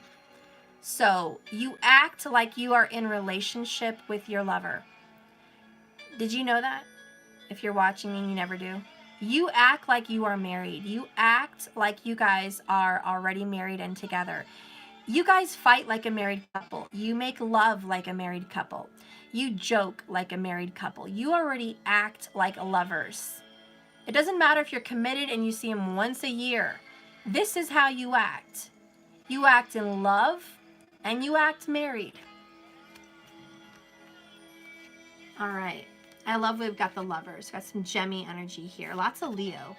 I love it. You are happy. You are in love with this person. It is so romantic. Saggy there on her arm. It's just sexy. Look at that. So you guys are really... Listen. Wow. Listen, person who never watches me. I don't care if you don't ever say what the hell you mean. You totally act like it. You totally act like you're in love. So if you wonder why your person is still hanging on to you, still in love with you in any way, still wondering about you, still whatever with you, well, you know, actions speak louder than words, dear one. Even though your words suck. Excuse my French, but they do. I'm sorry. But your actions are really speaking a whole nother language. And you're really telling your soulmate, I am turned on, I am in love, and I am charged up for you. Like my body wants you. I can't deny it. My spirit desires you. Can't deny it. My body just can't help from wanting to be full of your essence. I can't help it. Again, like this card with what they are reminded of around you. You have invaded my mind, body, and soul. I am consumed by what? The fire that my soul only feels in your arms. Hello, that is this card. They are absolutely consumed with the fire they only feel with their true love. Now, whether they can say it or not, that's a whole nother reading for a whole other day. But we all know the answer to that reading, okay? You came to this channel to ask 3 questions here. What are they reminded of? How do they feel? And how do they act around you? You probably also want to know what the hell's going to happen with you 2 cats. We're going to find out. But they are frustrating. They don't say what they mean. You know this is going on. You know that you guys are twin flames. So literally, we got fires here. We got the King of Fire and the Queen of Fire with the Lovers. Yes, you are twin flames. This is that reading. This is that reading, okay? And at the very least, you guys are soulmates, okay? And that's fine. That's fine. You guys have strong fire in your chart, possibly very strong Leo and Sagittarius. Okay, so let's keep going. Spirit, what do you see happening? in December for these two crazy lovers? What do you see happening? Because there's no denying.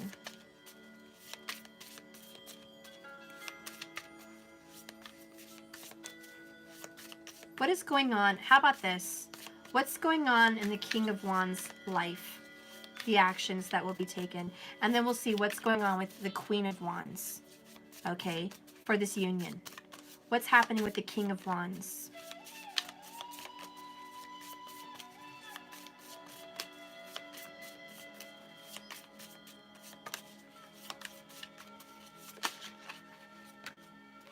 Queen of Pentacles.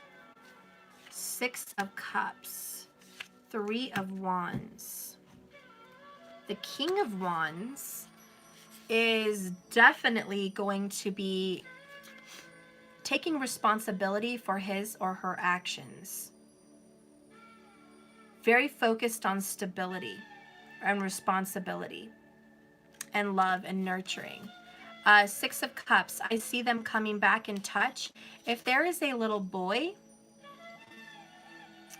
that they've been out of touch with, a son, or even a daughter, let's just say, they are going to be reunited. Okay? They're going to come back in touch with their woman and their child. Okay? For a lot of other people, I do feel that their inner child is going to be awakened. And the actions they're going to be taking is a reunion and a reconciliation. You guys are going to be coming together. Why? Because look at this card. You bring out their inner child. This person could also have, this King of Wands could have a dog. Maybe many dogs, maybe no dogs. Maybe they had a childhood dog that they remember from the past. But there's a connection here to dogs, man's best friend.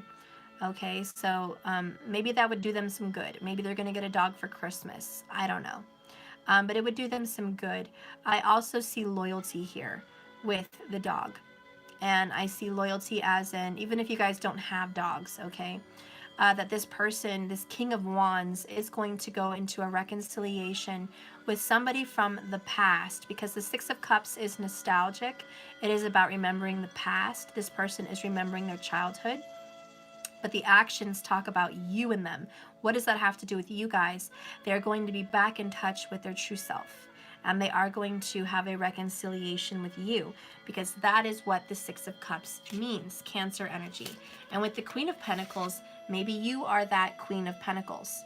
They are coming towards you. They're going to reconcile with you. They see your abundance and they want to be with you.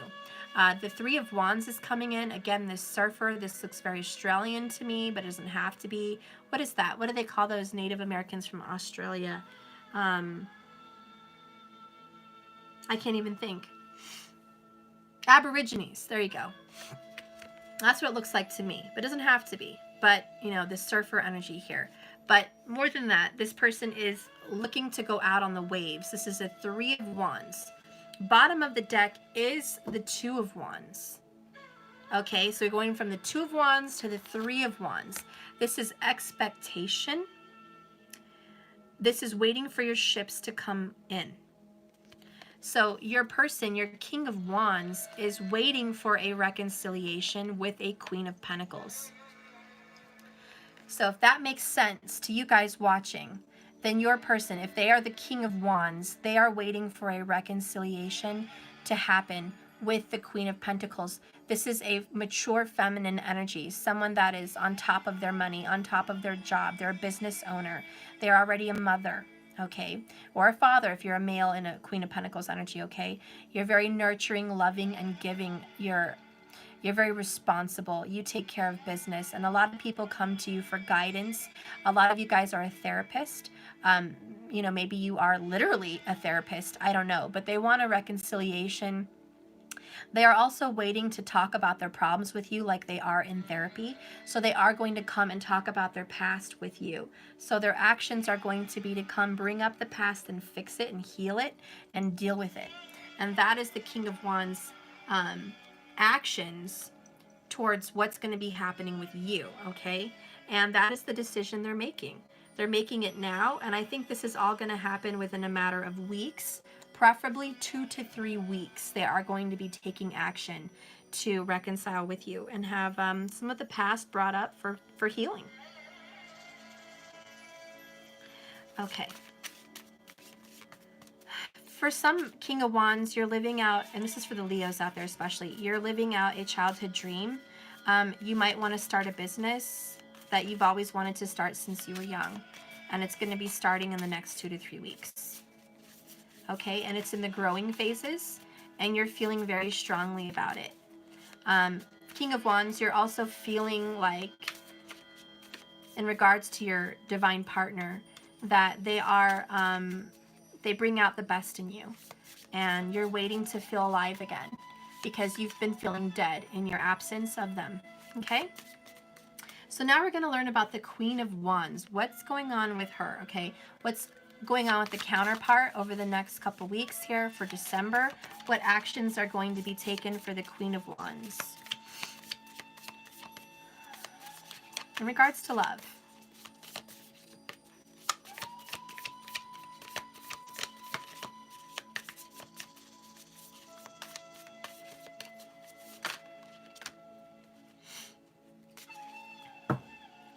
Okay. I have the Four of Cups and the King of Swords.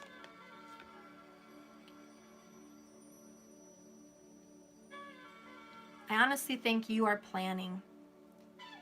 You're planning to reject an offer. Why is that? Why do you guys have to make my reading difficult? Can't I have a happy ending? Who out there is planning on, if you get an offer from your king, you want to reject it? Ay, ay, ay. Do I have to do another reading about forgiveness? Stop. Well, whatever. I'm not here to judge you, okay? There is someone that does not want to forgive. There is someone that does not want this reconciliation and this union. And if that's not how you feel, maybe that's what's going to happen. Maybe you feel like you want a reconciliation and a reunion, but when it actually shows up, maybe you're going to take an action that is a rejection. A lot of you just feel very nervous that the air sign that we started out working with in the very beginning is hurtful, and that you don't trust them, and they've hurt you more than a few times, and you don't want to be hurt again. So there is a fear here, and I do have Eight of Swords at the bottom of the deck. And believe it or not, underneath the Eight of Swords is the Devil. That is an obsession, that is a fear, that is control, that is scary. That is not a good feeling. It's not a good thing. Okay? The devil is not always codependency. You know, I think this person's very not codependent. I think this person has learned not to be codependent anymore, but in doing so felt so scared of the air sign, the King of Swords, that there is a fear of mistrust. And someone is choosing to be dark and choosing to be stuck in their mind, stuck in their heart, not opening up. This is literally like not opening up your mind, not opening up your heart, choosing to be captured by fear, captured, and by a dark energy. Okay? And, if your he is a she and she's the Queen of Wands and the Divine Feminine, then that's him or her. But this is the Divine Feminine. Now, I don't care if they're a man or a woman, but this is the Divine Feminine. And this person is going to be doing the rejecting, not the other way around. It's not the masculine that's going to be stuck in this energy. It's the feminine that's going to be stuck in this energy. And I don't care if you're a male or a female, but it is the femme. So I do see something happening there with a feminine, that there is some stress. some fear. And this is what's going to happen in a couple weeks. It could even be anger.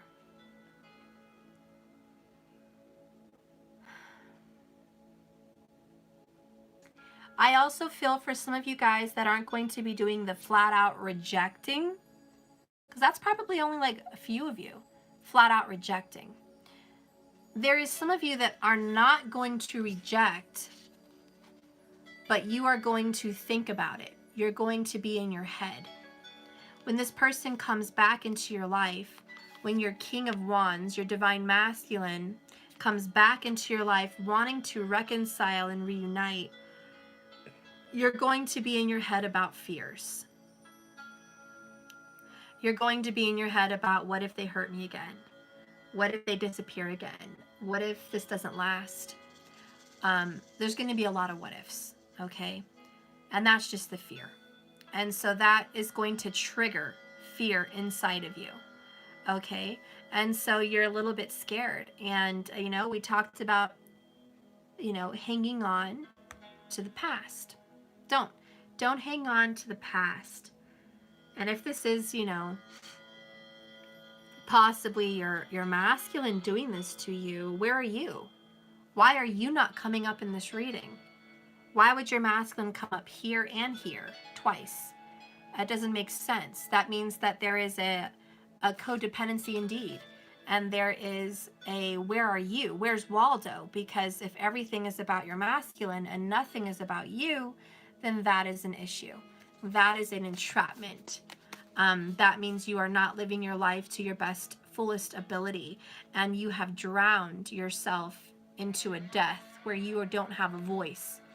You don't have a presence. You don't have a vision. You don't have an action. You don't have a place in this world. You are trapped in a vortex of vicious love, and you're not going to reap anything out of that but more being stuck. And that is a prison, and that is scary. So for some feminines, what I see is some sadness because someone is still possibly stuck in a codependent energy and they're trying to figure it out. They're learning, they're growing, but they're taking action to cut themselves free from this situation. And for a lot of divine feminines, I do see yourself no longer being codependent. I see yourself cutting off those strings that were attaching you to codependency. I see you cutting them loose, cutting them off, having a new beginning. Give me one more card here for the actions for the divine feminine Queen of Wands. Give me one more card here for the actions for December for the divine feminine Queen of Wands. Well, I got a little bit more than one more, but that's okay. I just got two. I got Page of Wands and Knight of Pentacles. See, that's how you started out earlier in the beginning of my first reading here today. Taking charge of your life, not wanting to put up with the pain of the Three of Swords from the past anymore. You're slowly on a road to recovery. It's a slow road to recovery, but you're taking action. You are taking the first step. You feel it in your heart, and your desire is to move on and away from that. And even though it's a slow recovery, you're taking that step. And I'm really glad. So you're really just not happy that you have to kind of cut someone off to love you. But you know that new Selena Gomez song, I had to lose you to love me, or love myself, or something like that. I had to lose you to love me. And so that's kind of what's going on in December. As the divine feminine changes positions, I do feel that the King of Wands, who was being chased, and the Queen of Wands, who was the chaser, they've now swapped places. And the Queen of Wands will be chased, and the King of Wands will become the chaser. And that's kind of what I see happening over the month of December for you guys. I see a role reversal, and I see a change. I think that's very, very beautiful. Let's go ahead and get an outcome for you. What is an outcome for these lovers? What is an outcome? You know, I just want to stop for a second and say, the Divine Feminine, I just don't see you caring as much as you did. This is kind of like a lack of luster.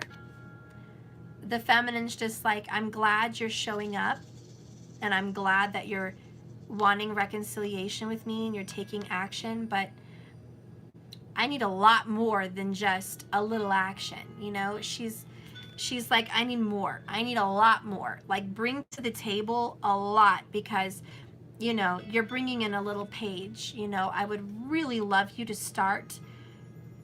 And he is going to be doing actions, the two kings, King of Swords, King of Wands, King of Pentacles. This person is going to step up their game for the lovers. So there is going to be actions like a king, and that's good. I think the way the Divine Feminine is don't talk about it, be about it. You never say what you mean anyways. So the Divine Feminine has lost faith in words and really is ready and waiting for actions. And that's really what's happening. It's not that the Queen stopped loving the King of Wands. It's just that the Queen of Wands is saying, bring more to the table. I'm worth more. I deserve more. I won't tolerate less. So she's very strong. She's really stepping into her feminine energy of strength. And this is attracting your masculine. So what is the outcome of both of you? What is the outcome? Whoa. Oh, oh, oh. Okay. I dropped two. I got this one, and let me get the one that fell. Ugh. Aww. I got temptation and healing. So here's temptation. So you're both going to be tempted to fall into your old patterns. Maybe your old pattern was getting back in contact, having intimacy, having a few nights or maybe one night, and then getting back to business as usual. That's going to be tempting because it's right there. But you guys are healing from that. You're recovering from that. So I see a change in pattern. You guys aren't going to relive that pattern, no matter how tempting it as it was. You guys are changing perspectives now. So you're healed and you're healing. And that's really what's happening. So that's a really beautiful outcome for the both of you. It's change. You did get the Wheel of Fortune. I love it. Let's get one tarot for the outcome. And I'll read those cards. Spirit, please give me an outcome now for everyone watching. An outcome. What is the outcome for the King of Wands and the Queen of Wands? What is the outcome? Ooh, Two of Pentacles and the Hermit. I love it. So this is a balance. Hanging on to things. You're keeping above water. You're going within, searching for answers. You're doing the work. You're healing your inner. You're on more of a solo lesson, solo part of the journey in this moment. I do see a union of two. We had Two of Cups earlier coming together, but I see you guys having that most certainly in the future. But right now, you know, over the next 2 to 3 weeks, I see this intimate journey into self. And I see a nice healthy balance of mind, body, soul, and I love it. Thank you for the 222, Dulce Juanimas. Thank you so much.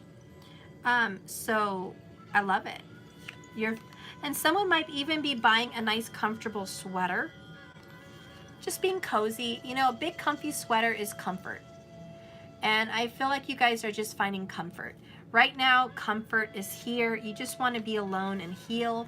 A lot of you are going to be taking baths, warm baths, comfort things, comfort food, comfort with your family, comfort in your home, comfort in your pajamas. You're just going to want to be more at home. You're just going to want to be more comfortable. And that's really the outcome for healing. Bottom of the deck is the Stairs, the Hierophant. You're ascending to a higher level, as above, so below. I'm also hearing, you know, Jesus saying, take the first step. Don't be daunted by the high staircase. Don't be scared off or nervous about how difficult this journey seems. Just take the first step. Have faith and trust in me. And that's really what you guys are doing, is just trusting step by step. I don't see you guys taking leaps and bounds or, knowing the whole plan right now. I just see you healing, recovering. This is a recovery period. And let me get my book if I can find that.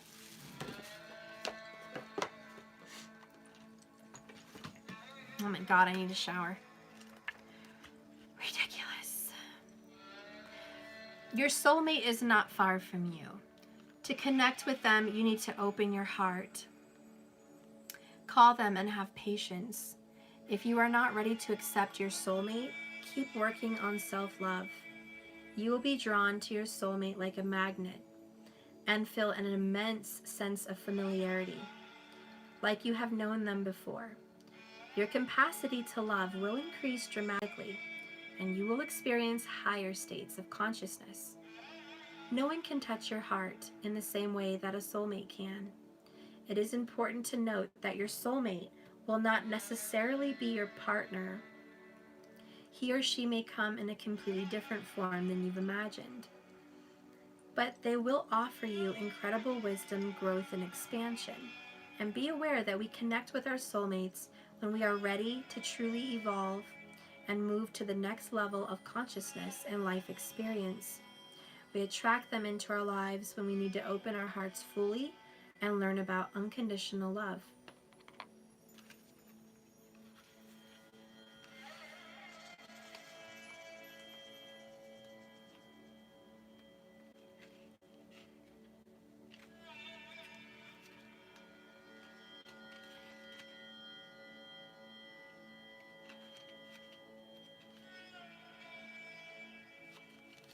So in the Say What You Mean card, I'm going to read that one.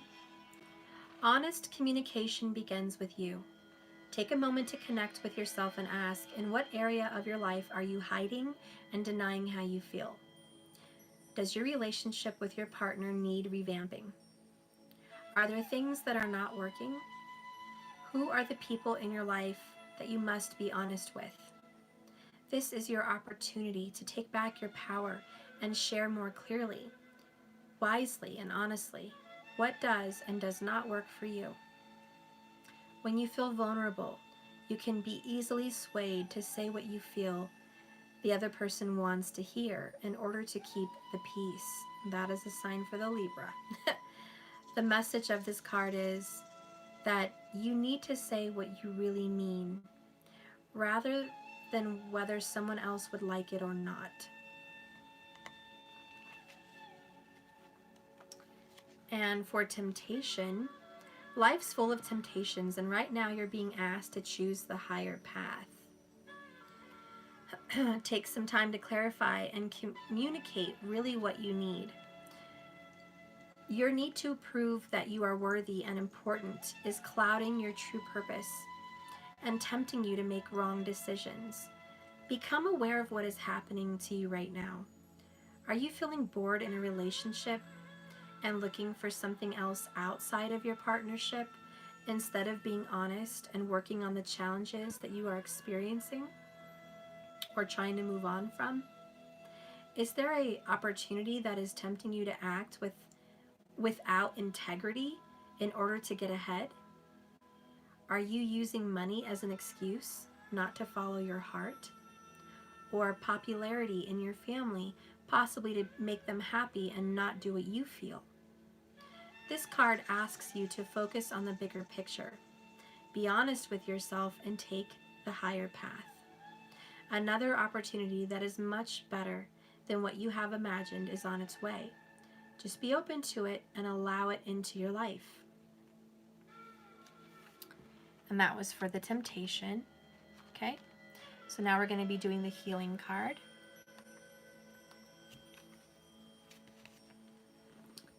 Illness and pain in your body is a message for you to slow down. Look within and make some important changes.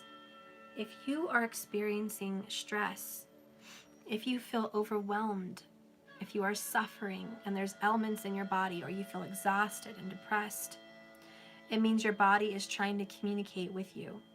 Your body wants you to start treating it more like a loving entity and listen to the messages it has within you. You need to become conscious of the areas in your life that you are avoiding or suppressing.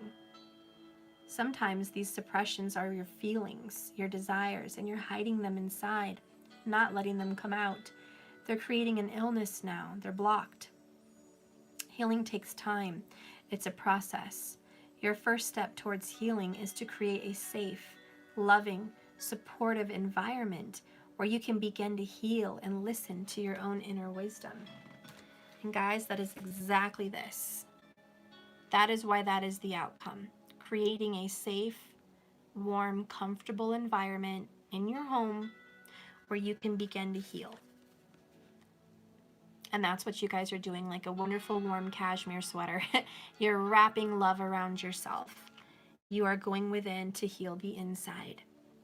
Okay, and that is for you, but this is also a message for how your person, you know, is reacting to you and feeling about you and taking actions with you. The outcome is that your person is healing.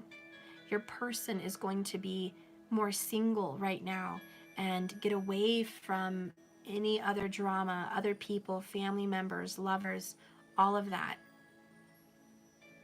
And that is what they're doing. They're going to take some time out in peace and quiet and heal their heart. Pay attention to those desires they've been suppressing. Now, I wanted to end this reading, but maybe you should thank Spirit for talking to me while I was doing this and thinking, who would like to know what's going on in their lover's life?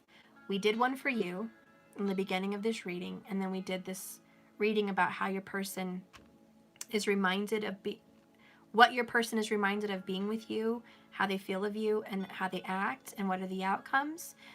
But Spirit's kind of telling me, let's go ahead and dive into what's going on in your person's situation. And maybe I was tuning into an energy of somebody watching that was really heavy on your mind. So I'm going to go ahead and do that now. And we'll just see what's going on with them, because this was my ending. But we're going to go ahead and do that. Okay? And this was a general reading. Somebody said, what about the air sign?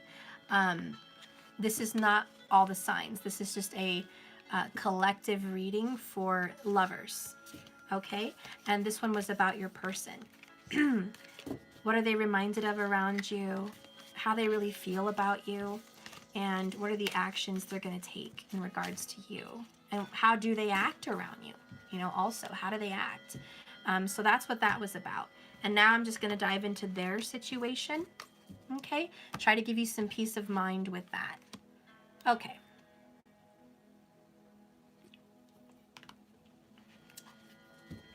Okay.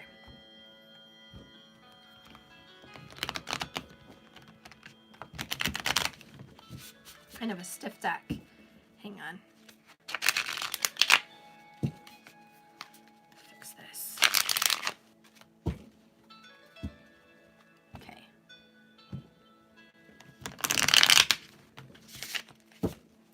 All right, so how does your person, well, what's going on with them? What's going on with your person?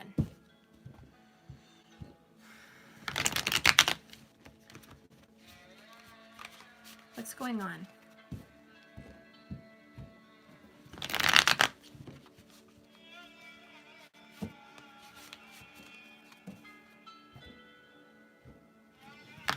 I'm not going to do a Celtic on them. I'm just going to do more a reading where they have more questions about their situation. So just to keep that in mind. What's going on with your person?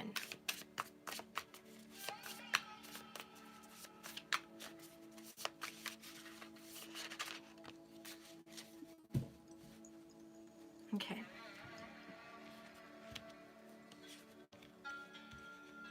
I felt called to pull from the bottom. Okay, 9 from the bottom.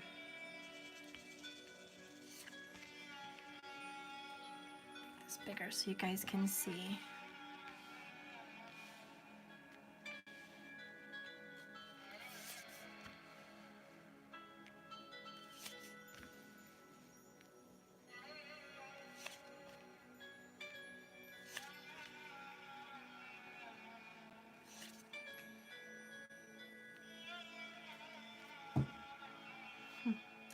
Okay, bottom of the deck, 5 of Wands. Okay. First of all, there is a strong, fix that, sorry. There's a strong Leo Cancer presence, very strong Cancer. There's also an Aries presence, a Taurus presence, a Libra presence, and a Virgo presence. Capricorn's singing to me too, just saying. But the ones that are the highest energies here is Cancerian, Leo, Libra, Taurus, and Gemini. I forgot to mention Gemini, but it's right here. Okay? Anyways, let's move on. Your person is currently in a new phase of their life. Ace of Pentacles. They just started this new beginning. Let me get my pointer so you guys... Okay. Actually, that's not a good pointer. That's not. Okay. Ace of Pentacles. They just started a whole new life. Like, this is brand new. They are coming in King of Wands. Like how they did earlier over here. This masculine, Leo, roaring, confident energy. They are really, really, really wanting a relationship, or are, in my opinion, I'm just going to say it how I feel intuitively. Screw how traditional cards are read. I'm just going to spit out what I'm seeing because of these cards. I'm going to name the cards to you, and I'm going to give you my message. I just don't know how other way to do it right now. Ace of Pentacles, King of Wands, Two of Cups, Seven of Swords, the Chariot, the Fool, Four of Pentacles, Ten of Cups, Eight of Swords, Five of Wands. Okay, it's just easier for me to do it this way. Your person has a secret desire to be in a relationship with someone that is hidden. Someone that is kept from the foresight of everybody else. Thank you for the 1212, Alita Reagan. Thank you. I love you. Thank you for the PayPal. So your person is secretly hoarding a relationship in their heart, okay, about someone that is not seen, not spoken to. They've, in fact, tried to quickly escape this relationship. They are wanting and desiring a new beginning, but they're holding on secretly to their affections and their thoughts and their urgency to really need to do this quickly. They are actually fighting it here with the Five of Wands. They are fighting the urge to reach out. They are fighting the urge to hug and kiss you and be affectionate. Your person is fighting the urge to do all of this. They are absolutely in a battle and in a war of the mind. Eight of Swords. How they look to everyone else is absolutely not what's going on in their head. They are giving this message to other people that possibly they have cut ties with you, possibly they have left you in the dust, and they're having a new beginning in life, and they want nothing more to do with you. But what's really going on with them is the opposite, the absolute opposite. They are feeling crazy feelings in their heart about you. There's some crap that happened in July, possibly even in August, and I'm also hearing a May. Like there's some shiznit that started in May and it blew up in July or August. Okay, I don't know what happened to June. I'm just saying, like something stirred. There was maybe some information that came out. I feel that it was an ousting of a secret relationship or some information about a secret relationship that came out. And this person has been running by the Chariot, literally running ever since. Running away from being busted the way they were. I mean, this is terrible. What is that Shaggy song? It wasn't me. She caught me banging on the counter. It wasn't me. She caught me banging on the sofa. It wasn't me. You know, are you really going to say it wasn't me? Okay, someone got caught butt naked banging on the bathroom floor. I'm sorry. I'm not making a joke. It's just a song, okay? But I'm not saying anyone literally got caught in the act. I mean, God, that would be terrible. It's just facetiously saying in a roundabout way, someone got caught Okay? Someone got caught, period. And they've been running. It doesn't even matter the timing, okay? This is just a timing card. It doesn't matter about the timing. The point is they've been running and there's a tornado behind them and they're just like, whew, I gotta get out of here. Someone's also been avoiding their feelings, their emotions, their fate, their destiny, their path. Your person is what I mean. Your person is avoiding their path. How they really feel about you is at home and with family. We got this earlier in the reading. And this is how they feel. They really, really, in their heart space, feel that you are their love, you are their home, you are their happy, you are their family. Okay? Mentally, they're escaping this new beginning and hanging on to a grudge. 4 of Pentacles. See all the clutter we were talking about earlier? It's still there. There's a grudge, there's a past, there's people. They have to let that go and move forward into happy, but they are stuck. And this is, you know, and if you guys don't like my speaking, I apologize. I'm going to say a little naughty word in a second here, but this is mindfuckville. This 8 of Swords. Mindfuckville. And they are doing some mindfuckery with you, with them, with the people around them. It's very two-faced. And this person is just not speaking what they feel, not acting what they feel, trying to even avoid their own thoughts. Like, this is crazy. And this person knows that there is another chance and a new beginning and a new relationship for you guys. And Spirit wants to bless you both with a reunion and a reconciliation and a new beginning. And that sounds like a miracle. And that sounds like a blessing. And it is. And there's the flower of life. This is a new beginning. By God, it is. But your person is fighting it. I'm not going to lie to you. They're not wide open.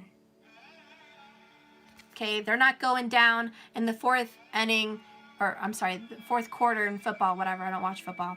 They're not over there in the 4th quarter saying, I'm wide open, pass the ball. I'm wide open. No, they're hiding behind some beefcake, acting like, don't throw the ball to me because I'm probably going to fumble and drop it. Okay? Yet they are wide open, but they're hiding behind the beefcake. They're hiding, and that is the 7 of Swords. Like, don't throw the ball to me, Spirit. Don't. I'm going to drop the ball. Please don't give me this new beginning. I'm going to F it up. This person has a history of failing. Failed marriages, failed relationships, failed. So this person is obviously... Oh, darn it. My phone died. My other one. Hang on. A little warning would be nice. Okay, so this person is failing at letting go of their fears and thinking that they're going to fail you because they failed you before and they failed her and he before. And, you know, there goes the rolling turd. It just goes on and on and on. And so there's a huge fear about, I'm not going to let go of my past, even though I have a new beginning with this person that is union, reconciliation, twin flame, soulmate, divine love energy. I'm stuck in my head. I don't want to take action. This is the outcome. I don't want to take action because I'm fighting that. I'm in my head.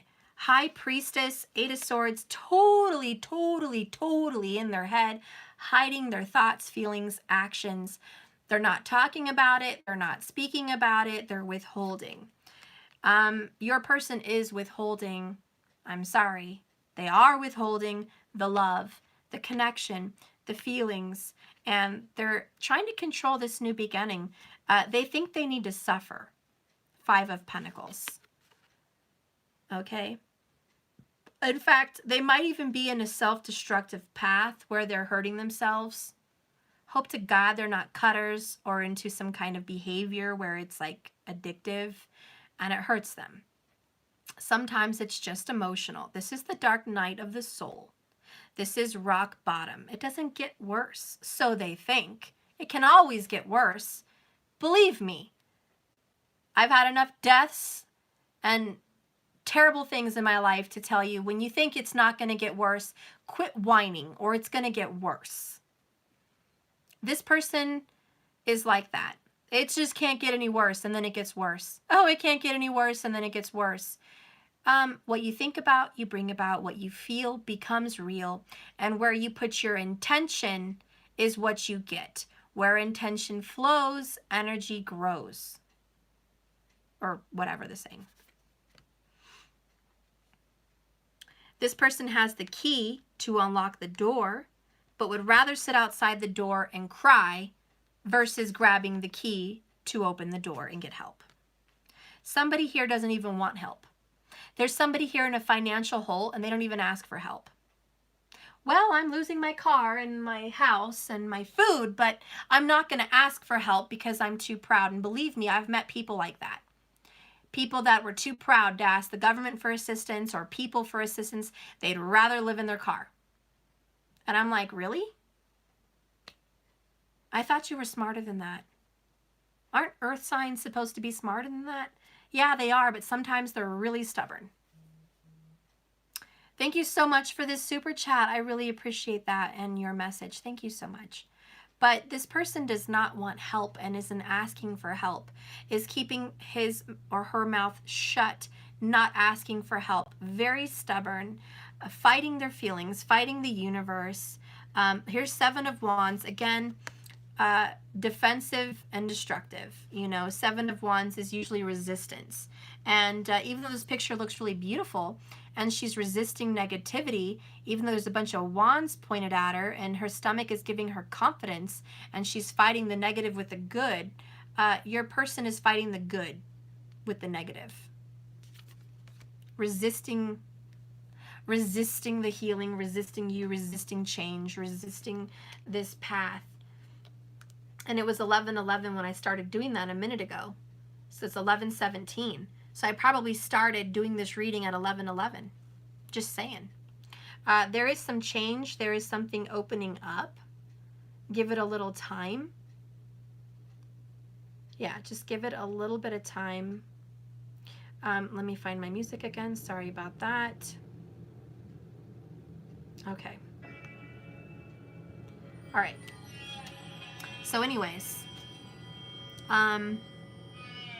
okay, let's keep going. Mr. Resistance. That's what's happening to them right now.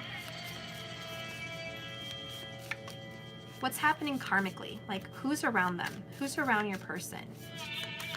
You want to know who's around your person? Who's around your person? Gonna get some details. Knock your socks off. Who's around your person?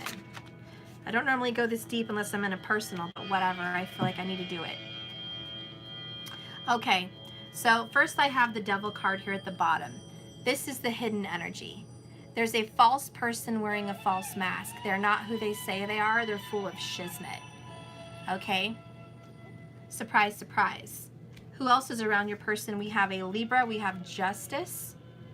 Okay? This can be someone of this sign, or it could just be karma.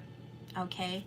Someone karmically, there's a karmic person that is being dealt with right now. The Hermit, also a Virgo. So we have a Libra Virgo energy here between who's around your person. They could also be a Capricorn. Okay, your person is around this character who is two-faced, acting like they're just, acting like they're good, acting like they're righteous, acting like they're honest, forthright, truth-telling, but they're two-faced. They're hiding something on the inside. And what are they hiding on the inside? The truth that they're the devil. They have dark intentions, dark energies towards your person. Don't you think for 1 minute that this person's going to get away with that. Don't even think that. They're not going to get away with that. What is the outcome of this connection? Whoever's around your person. What is the outcome of their connection? What is the outcome of their connection with the Devil and Justice and the Hermit? By the way, all major arcana, so don't fear that your person is actually, even if they're with the karmic, it's meant to be. It's a karmic relationship. All the major arcana say it's a major life lesson. They had to go through it. They had to go through it. It was not a choice. It was a part of their path. It was like they were going to step into it regardless. What is the outcome here with this karmic relationship? Ooh, woof, on fire. I just could keep going. Bottom of the deck is 10 of Wands. Okay. The outcome of this relationship. First of all, there's a ghost lingering around. Don't freak out. I feel a ghost.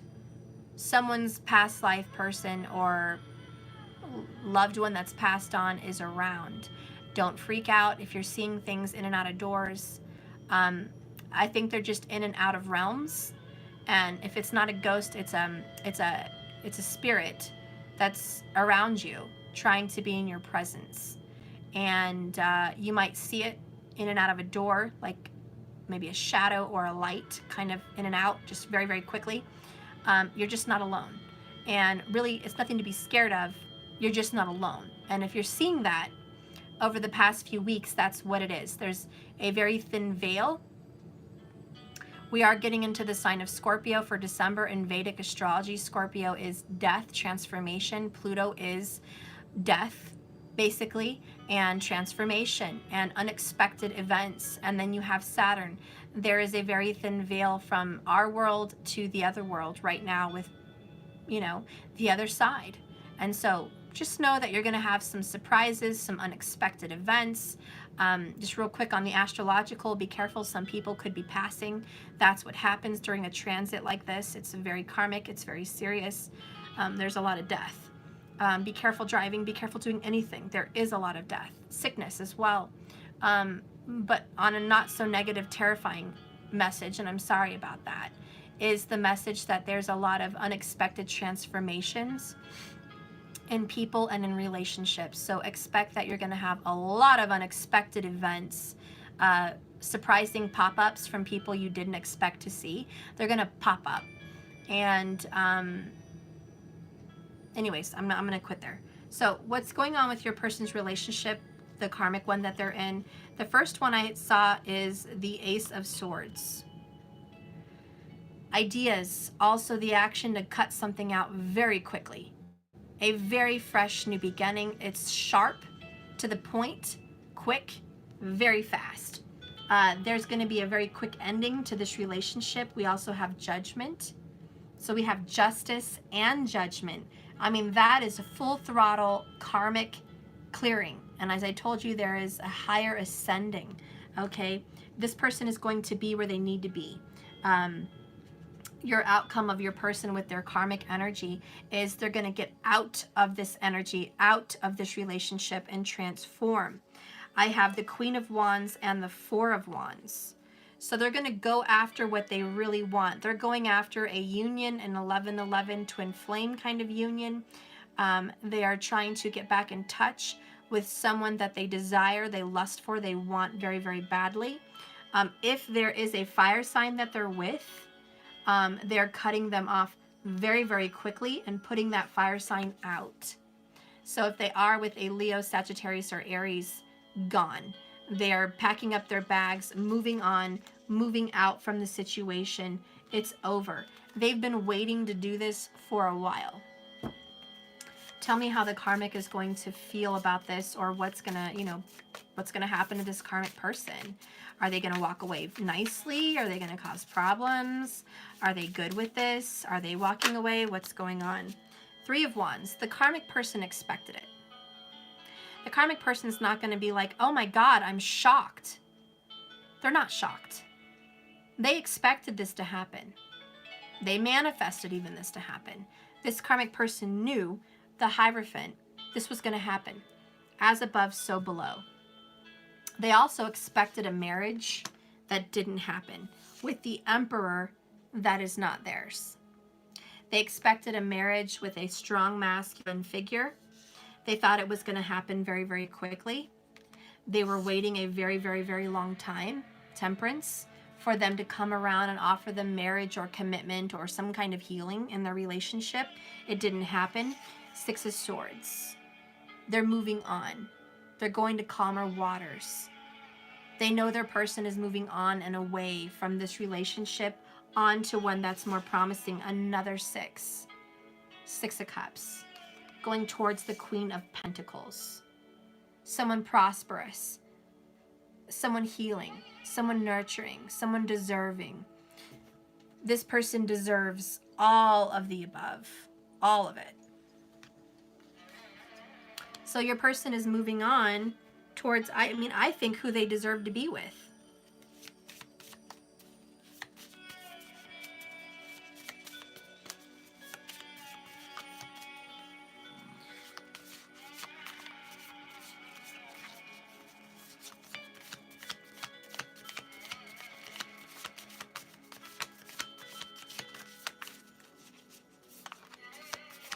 It was a long reading. I didn't plan on it.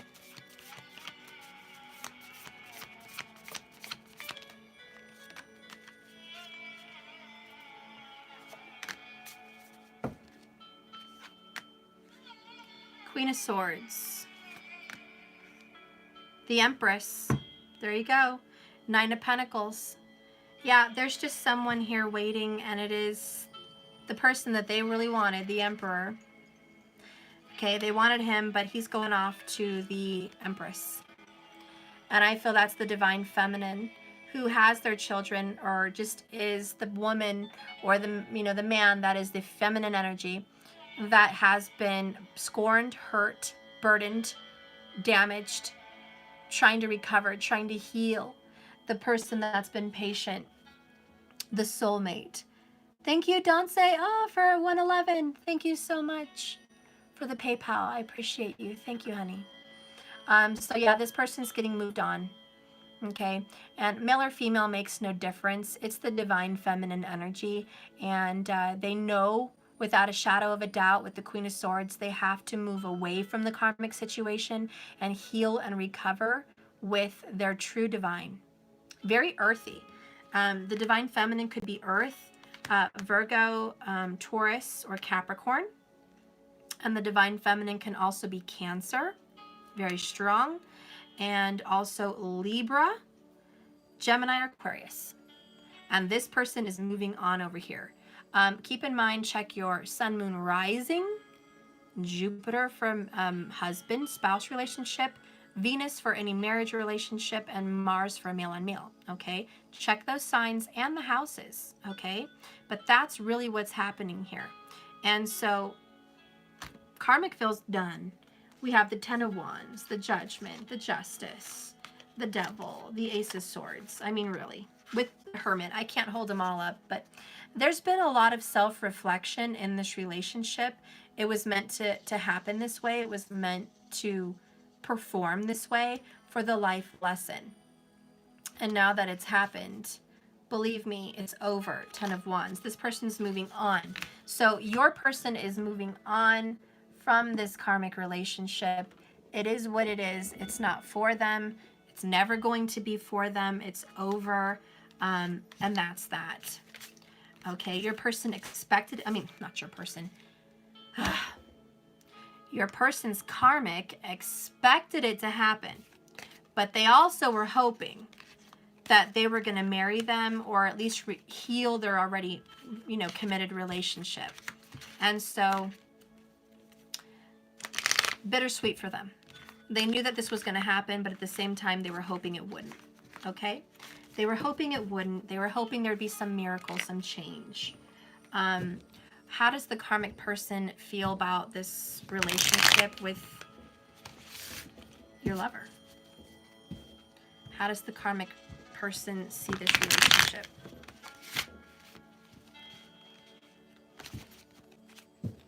And just real quick, the Four of Wands that I got was a coming home, a reunion, a happy time, and a reconciliation.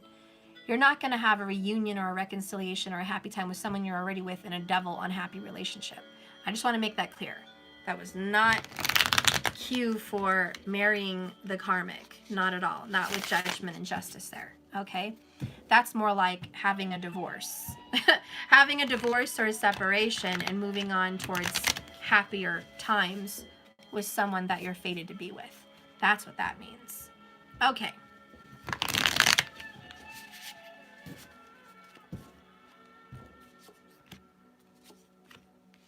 This is for the karmic, okay? How does your karmic feel about the situation and what's going on with the karmic? A lot of readings today. You guys got lucky. Multiple readings.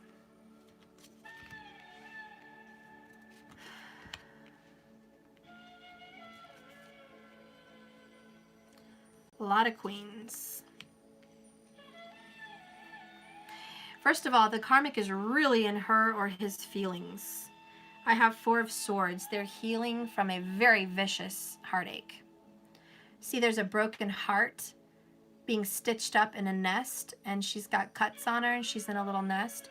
She's healing. She's recovering. So the karmic is really trying to recover from a very difficult time, very difficult information, possibly with the Swords. With the Knight of Wands, the Tower, the 4 of Cups. That right across the board is the energy of very fast tower came rushing in out of nowhere. Ever since then, the karmic has been upset, sad, and feeling unloved, unrequited, and rejected, and very unhappy, emotionally unhappy in their relationship. Quite possibly a Sagittarius gave a message or gave some truth bombs to the karmic, and there was a scorpionic destruction, transformation. Everything that the karmic thought wasn't. So there is a shocking revolution, very big, major arcana tower, shocking for the karmic to have been aware of a betrayal or a cheating or a lie or a false whatever. Basically, their foundation was built on Legos, as Cindy G likes to say, and it fell down. Since then, they've been trying to recover with the Queen of Cups energy. New message. I also got that they got a message about a Cancerian. We got the Mother, the Empress, a water sign, definitely a Cancerian. It could be a Libra, Cancer, or Taurus. But they got a message, even a Saggy. They got a message that this person, who is a mother or a lover of the person they were with, was involved in a relationship the whole time. Possibly with a Libra. We have 2 of Swords. That there was always another person. There was always somebody else.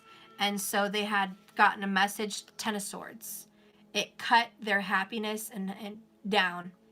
Their little happy facade of a happy family, a happy relationship, a happy marriage, a happy anything was cut down. And this is betrayal, a message. And it is a message. This is a phone conversation, a text, or gossip. But it was communication that led to the destruction for the karmic. And so they are just done over. They see things very clearly now with the Queen of Swords. There's no doubt. They see it.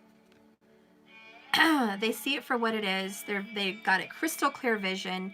I'm sure there's still some things that are misconstrued. We do have the 2 of Swords, so they're blindfolded. There are some things that they don't see, probably because they don't want to see it. They don't even want to feel it. Queens are feelings. They don't want to feel the truth, but they know it's coming. They do know the truth, and they are, in the end, stepping out. New beginning. Page of Wands. They want a fresh start. They want to begin again. Where are they going? Where are they headed off to? I'll leave the 4 of Swords here. Where are they headed off to? The karmic is definitely not happy, and they're not going to stay in that relationship with your person. The karmic knows it's over with the Tower. They're not going to stay in the relationship. They don't trust them. As far as they could throw them, there's no love there. There's no growth. The karmic is also probably, I feel this Empress is not the karmic's healing, not the karmic's new child growing in them. I don't feel this is the karmic's new beginning at all. I don't even feel this is the karmic's recovery. I feel like the karmic got a message about this person and they see it clearly. That maybe the karmic found out there was, somebody else. Maybe someone had a baby with them. What I'm trying to say is maybe your person and you are going to have a baby or already had a baby. Maybe the truth came out. Maybe you and your person had an affair and are pregnant, or you already had a child out of that affair and now the truth is out. Maybe it's you and your person were growing a relationship the entire time they were in a relationship, and it was growing and they're just shocked that they were actually having a relationship of love and healing and growth outside of what they had. I am not condoning cheating while being married at all, but I am saying this is what the karmic is feeling, that they were growing a relationship and now they see the truth, that they thought there was real love, but there wasn't. There was always somebody else. That things were moving forward, but actually it came to a rushing halt and a destruction.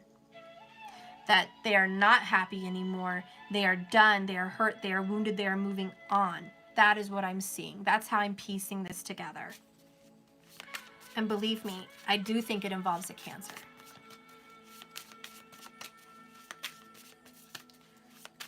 What do the people in the karmic's life say about the situation, and what do they know about it?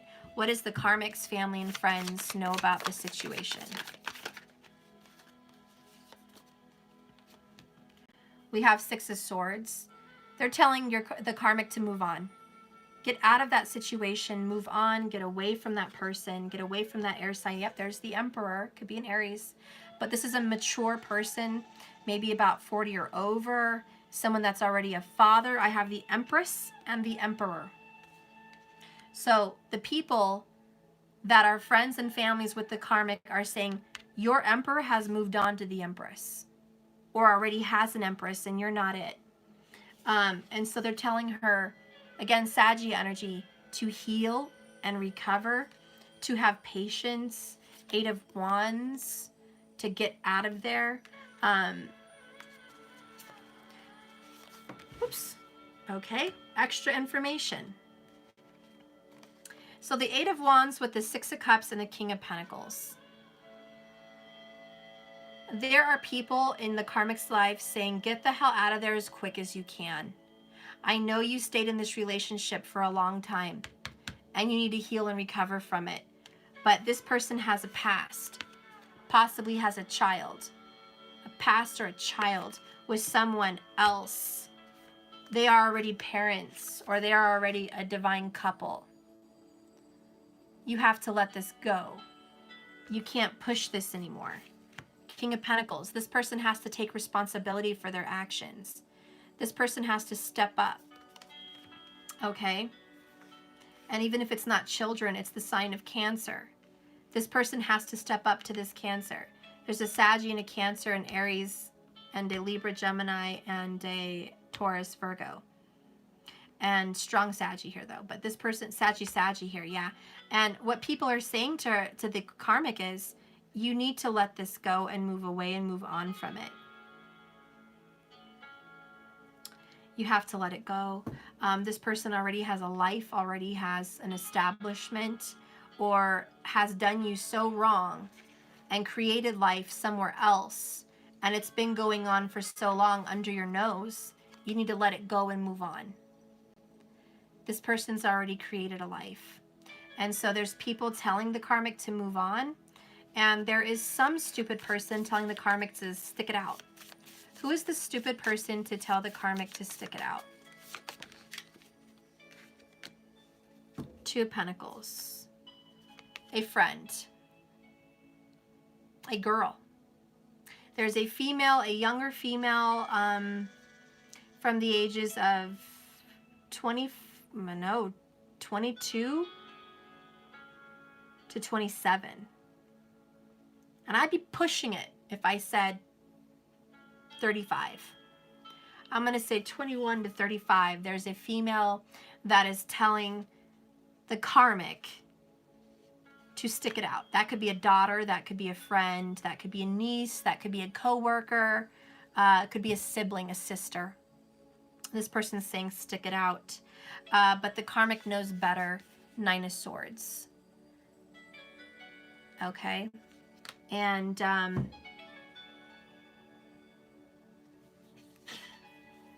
the karmic knows better. The karmic knows 10 of Swords, 9 of Swords, it's over. And this person's just telling this person, it's okay, it will fix itself, it will heal. And the karmic's like, no, it won't. She knows it won't. How can you heal what's already been rooted? There's already something growing. There's already something here. There's already something established. There's already divine partners. The karmic can't conquer the Emperor and the Empress energy. The only choice the karmic has is to move forward and move on and heal from this relationship. This is a really long reading. Spirit really wants me to get into it. I don't know why, but maybe it's a big message for someone. What is your person's actions towards the karmic? Because the karmic feels not confused, but hurt, almost there, but not emotionally there. The karmic is really struggling. So what is your person doing with this karmic? Like, what are the actions? Oh, look how stuck that is. There's no movement. Okay. There's no movement. What is your person doing with this karmic?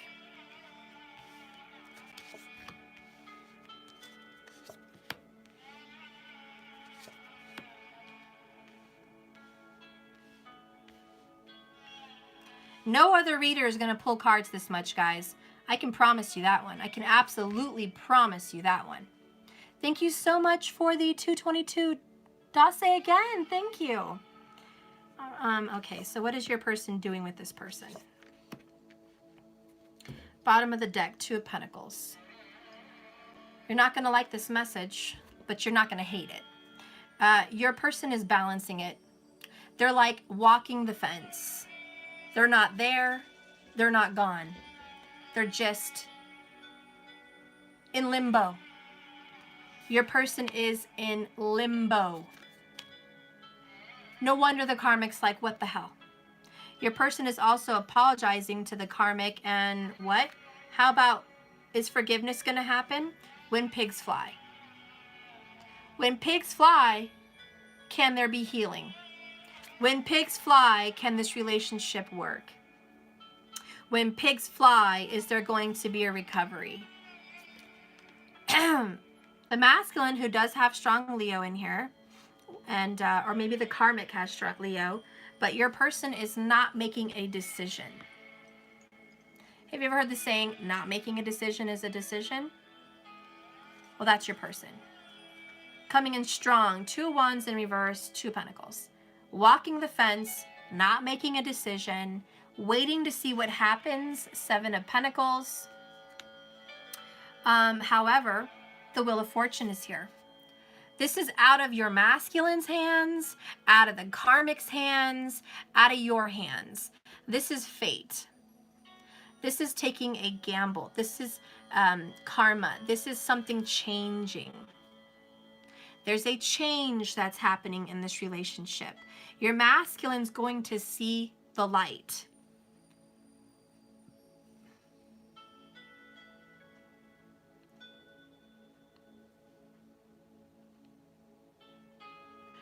There's something in the timing about 9.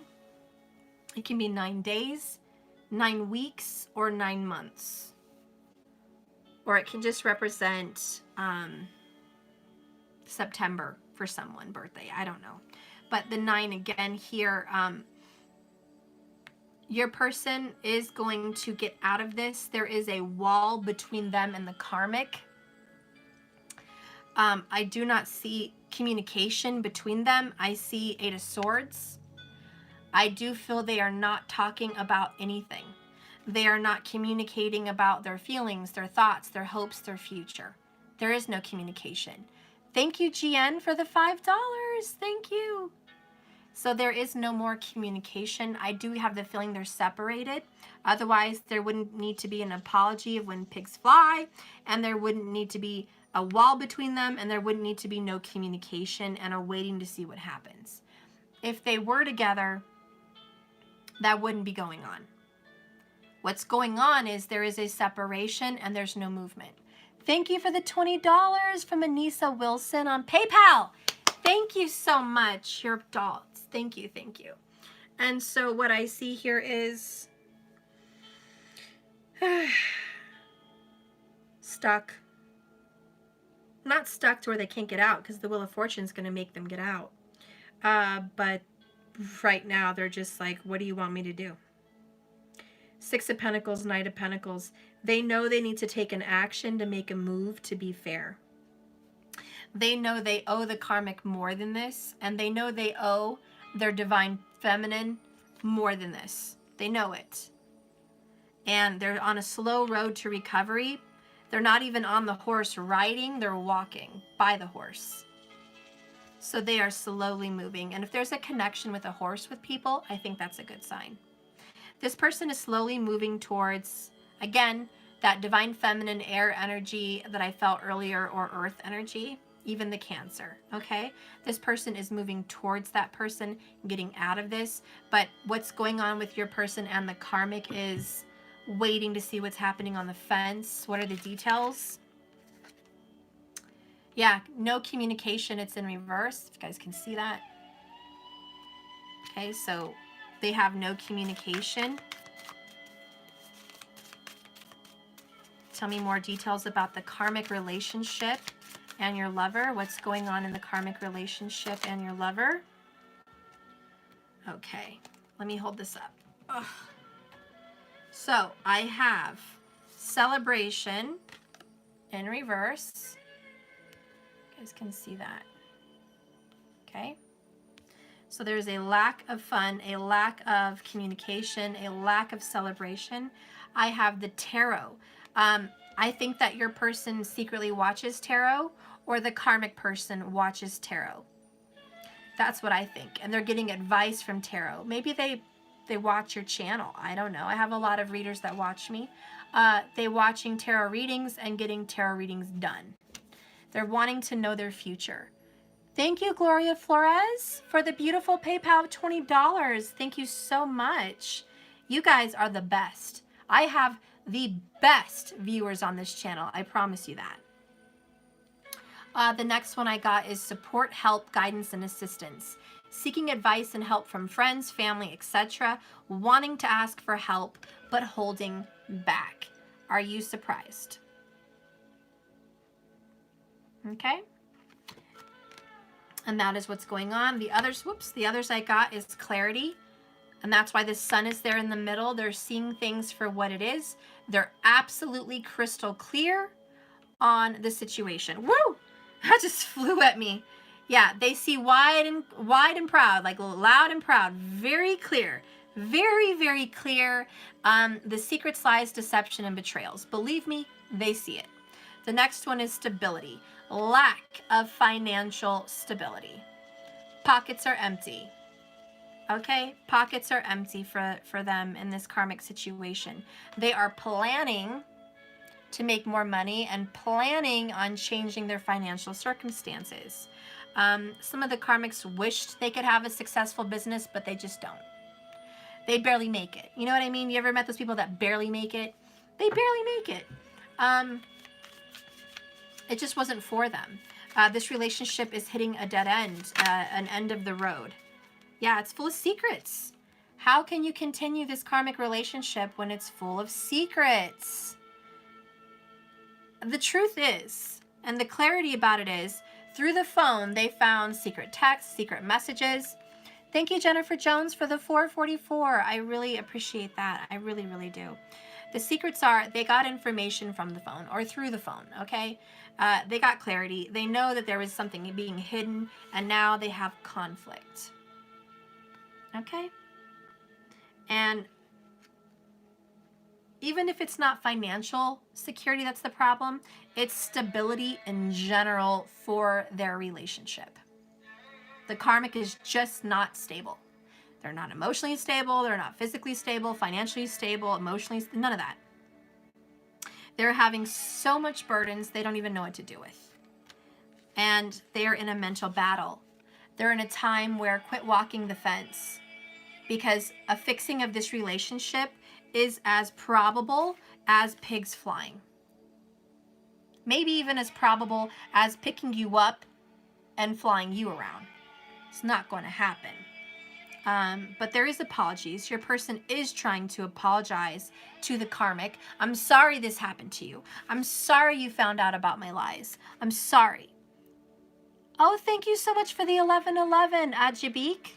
Thank you so much. I like that. Gateway 1111, new number. Bottom of the deck here is insecure. You guys can see that.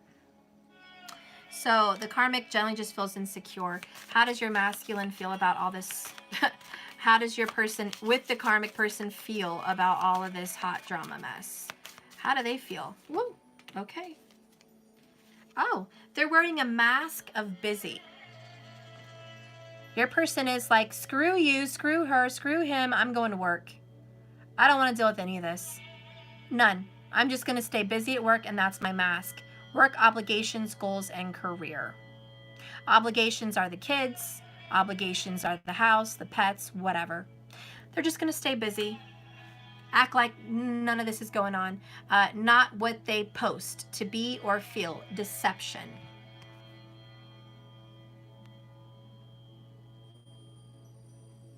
Okay. Thank you so much for the $20 from Amy Carroll. Thank you. Bottom of the deck, we'll leave it there, is change. Moving, moving out, not happy in current living circumstance. Okay? So they're on their way out. Okay? This relationship is just not genuine. It's just not genuine. And it can't be. It's not meant to be. It's not evil. It's not bad. In fact, it's fate. They were meant to go through this to learn something about themselves. Okay? Temperance. The Magician. 4 swords again. Look at that. They were meant to get through this difficult time, to discover themselves, to heal, to recover, to learn very big lessons, to grow, to get power, to use their power for a new beginning, and to heal and recover with you and your situation, to mend their broken heart and know how to be and how not to be in a relationship. So thank them and thank the karmic for these lessons, because believe me, this was a big hot mess, a very big hot mess, and you wouldn't want it. You would not want this hot mess. You already had your hot mess. You already had your heart broke. God, to put that on top of this, you wouldn't want that. It would kill you. So let them have what they're having. Let them learn what they're learning. Your person's on their way to you anyways, period. You already know this. And you know this, man. So let's see what the outcome is for your person, okay? What's the outcome for your person, or, if you want to send this to someone, what is the outcome? Well, not the outcome, but the overall advice. The overall advice is self-sabotage. Thank you for the $66, Natalie Perez. I love you. Okay, we're going to read this. Self-sabotage for your person, or person if you're watching and you got this video sent to you and your person wants you to hear the message, this is your message.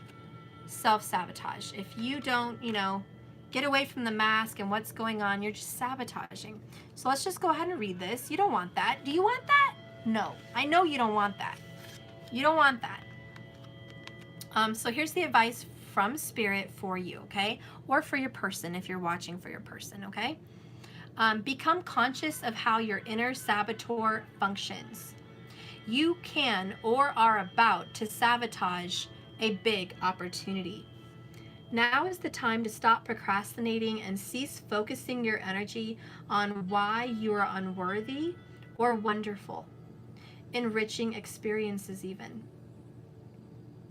When you connect to the saboteur archetype, you begin to recognize all the ways you pass up interesting opportunities and beautiful relationships which could make you grow, learn, evolve, and become fulfilled or even healed. The saboteur inside you is terrified of change and guards your heart from that which is meaningful to you. With the misguided belief that if you don't try, you can't fail. It forgets that if you don't escape from your comfort zone and your main ideas, and you don't think outside of your box, you cannot continue to grow or succeed and experience the love and joy in which would fulfill your life and make you whole again. On the lighter side, the saboteur can help you connect to your intuition and help you listen to your deeper wisdom. It can assist you in deciphering a potentially dangerous situation from an exciting one. So take this action. Take a few deep breaths and become conscious of where your body and you feel like you are limiting yourself. Place your hands on your heart. Visualize your saboteur archetype. It may look similar to this card, like a shadow aspect of you. Could be a weaker part of you. Could be the demon in you. Ask this part of you to show you how to miss out on, or I'm sorry, let me start over. Ask this part of yourself to show you how you miss out or sabotage your best relationships. Possibly your most desired career, how you miss out on money, how you miss out on a good health, how you miss out on true love, how you deny the best parts of you and the best people in your life, and any other aspects of where your life are that you are not fulfilled. Start to become aware of your patterns. Make a commitment to yourself to start focusing on your strengths rather than your failures and your weaknesses, and welcome new experiences into your life. And, you know, for you guys watching, for your person, or for the person watching, that is that Five of Pentacles, Dark Night of the Soul that I was talking about, where you would rather just not jump into this because you failed and failed and failed before. You don't want to fail again. Now you feel like you're failing again at this, and you can't muster the strength inside of you to reach out to your divine, because you're sabotaging yourself. There's such fear that you're going to lose everything you touch. Quit that thinking. These are lessons. You're meant to learn from them, not live in them the rest of your life. And stepping out of this self-sabotage shell of the human being that you are is the first step towards recovery. These lessons are meant to help you grow, not suffer. And even though there is suffering involved, we can move on from them. Healing is not pretending that this didn't happen. It's not saying that you didn't feel pain, that you didn't experience a great woe in your life. Healing is saying you did experience all of it. You felt all of it. But it's not going to control or manipulate you or your life anymore. And that's healing. It's not forgetting. It's moving on. And I think it's time to do that. And so that's what you're going to do. You know, bottom of the deck is travel, vacation, short trip, distance, road trip. Maybe some travel would do you good. Get the heck out of town. Get the heck out of your mind. Get out of your brain. Out of this conflict with the karmic people you've been involved with. Bye. We don't need that anymore. Get out of that. You are not stuck. You have a new beginning. You are the magician of your life. What you think about, you bring about. If you will it, it will be yours. If you feel it inside of yourself, it can become something real. But you have to heal. Start doing it now. Why are you waiting? Don't wait. Let's move on. Let's get away from this broken heart. Stitch up that heart and move forward. That is what we are all doing as a collective. Divine Feminine, Masculine, and Karmics alike. It is time for all of us as people to pick up and transcend ourselves and get away from this. This is going to be a new year. It's not just because it's 2020 and it's a new year coming up. It's because we're done with the BS and Saturn has been spanking us all long enough. Have we all learned our lessons? Can we all stand up to Saturn and say thank you and good day? I'm ready to move on. Now that I've suffered, where's my reward? I'm ready. I'm ready for my relationship now. I'm ready for my financial success now. I'm ready to get out of my rut now. I'm ready right now. Okay, and that's what we're going to be doing. Okay, guys, well, that's it. I love you. Thank you for watching my channel. On a good note, let's just leave on a happy note before I end. What does Spirit want to give you as a love message? What is the message from Spirit about your love with my love oracles? What is the message from Spirit? Okay, just something, something light and airy and pink and pretty, okay, to lean on at the end. Spirit, what is the message for you about your love life? Truly, madly, deeply, and no words. I love it. So this is from Savage Garden. If you guys have ever heard that song, I'm sure you all have. But if you haven't, look it up. Truly, madly, deeply by Savage Garden. Beautiful. And then we have No Words. I wrote this. It's from your soulmate, okay? Message from your soulmate. I may not be good at expressing the depths of love or the storms in my heart, but know this, my love. I have found myself in deep thought over us time and again, and I love you more deeply than I have been expressing. Spirit wants you to know that when you don't hear those words, you can't read minds, and you don't know what's going on in your lover's life, Spirit wants you to know that they have found themselves deep in thought over you in their silence time and time again, and that they love you. They feel it and they know it, period. Even though there's no words. Okay? And one wanted to fall, so I'm going to read it. Have faith. Let actions speak louder than words. Let your intuition and feelings be stronger than your fear. Justice is here, and karma is on your side. Feel it and know it without doubt. Message from the universe. Have the faith, guys. Have the faith.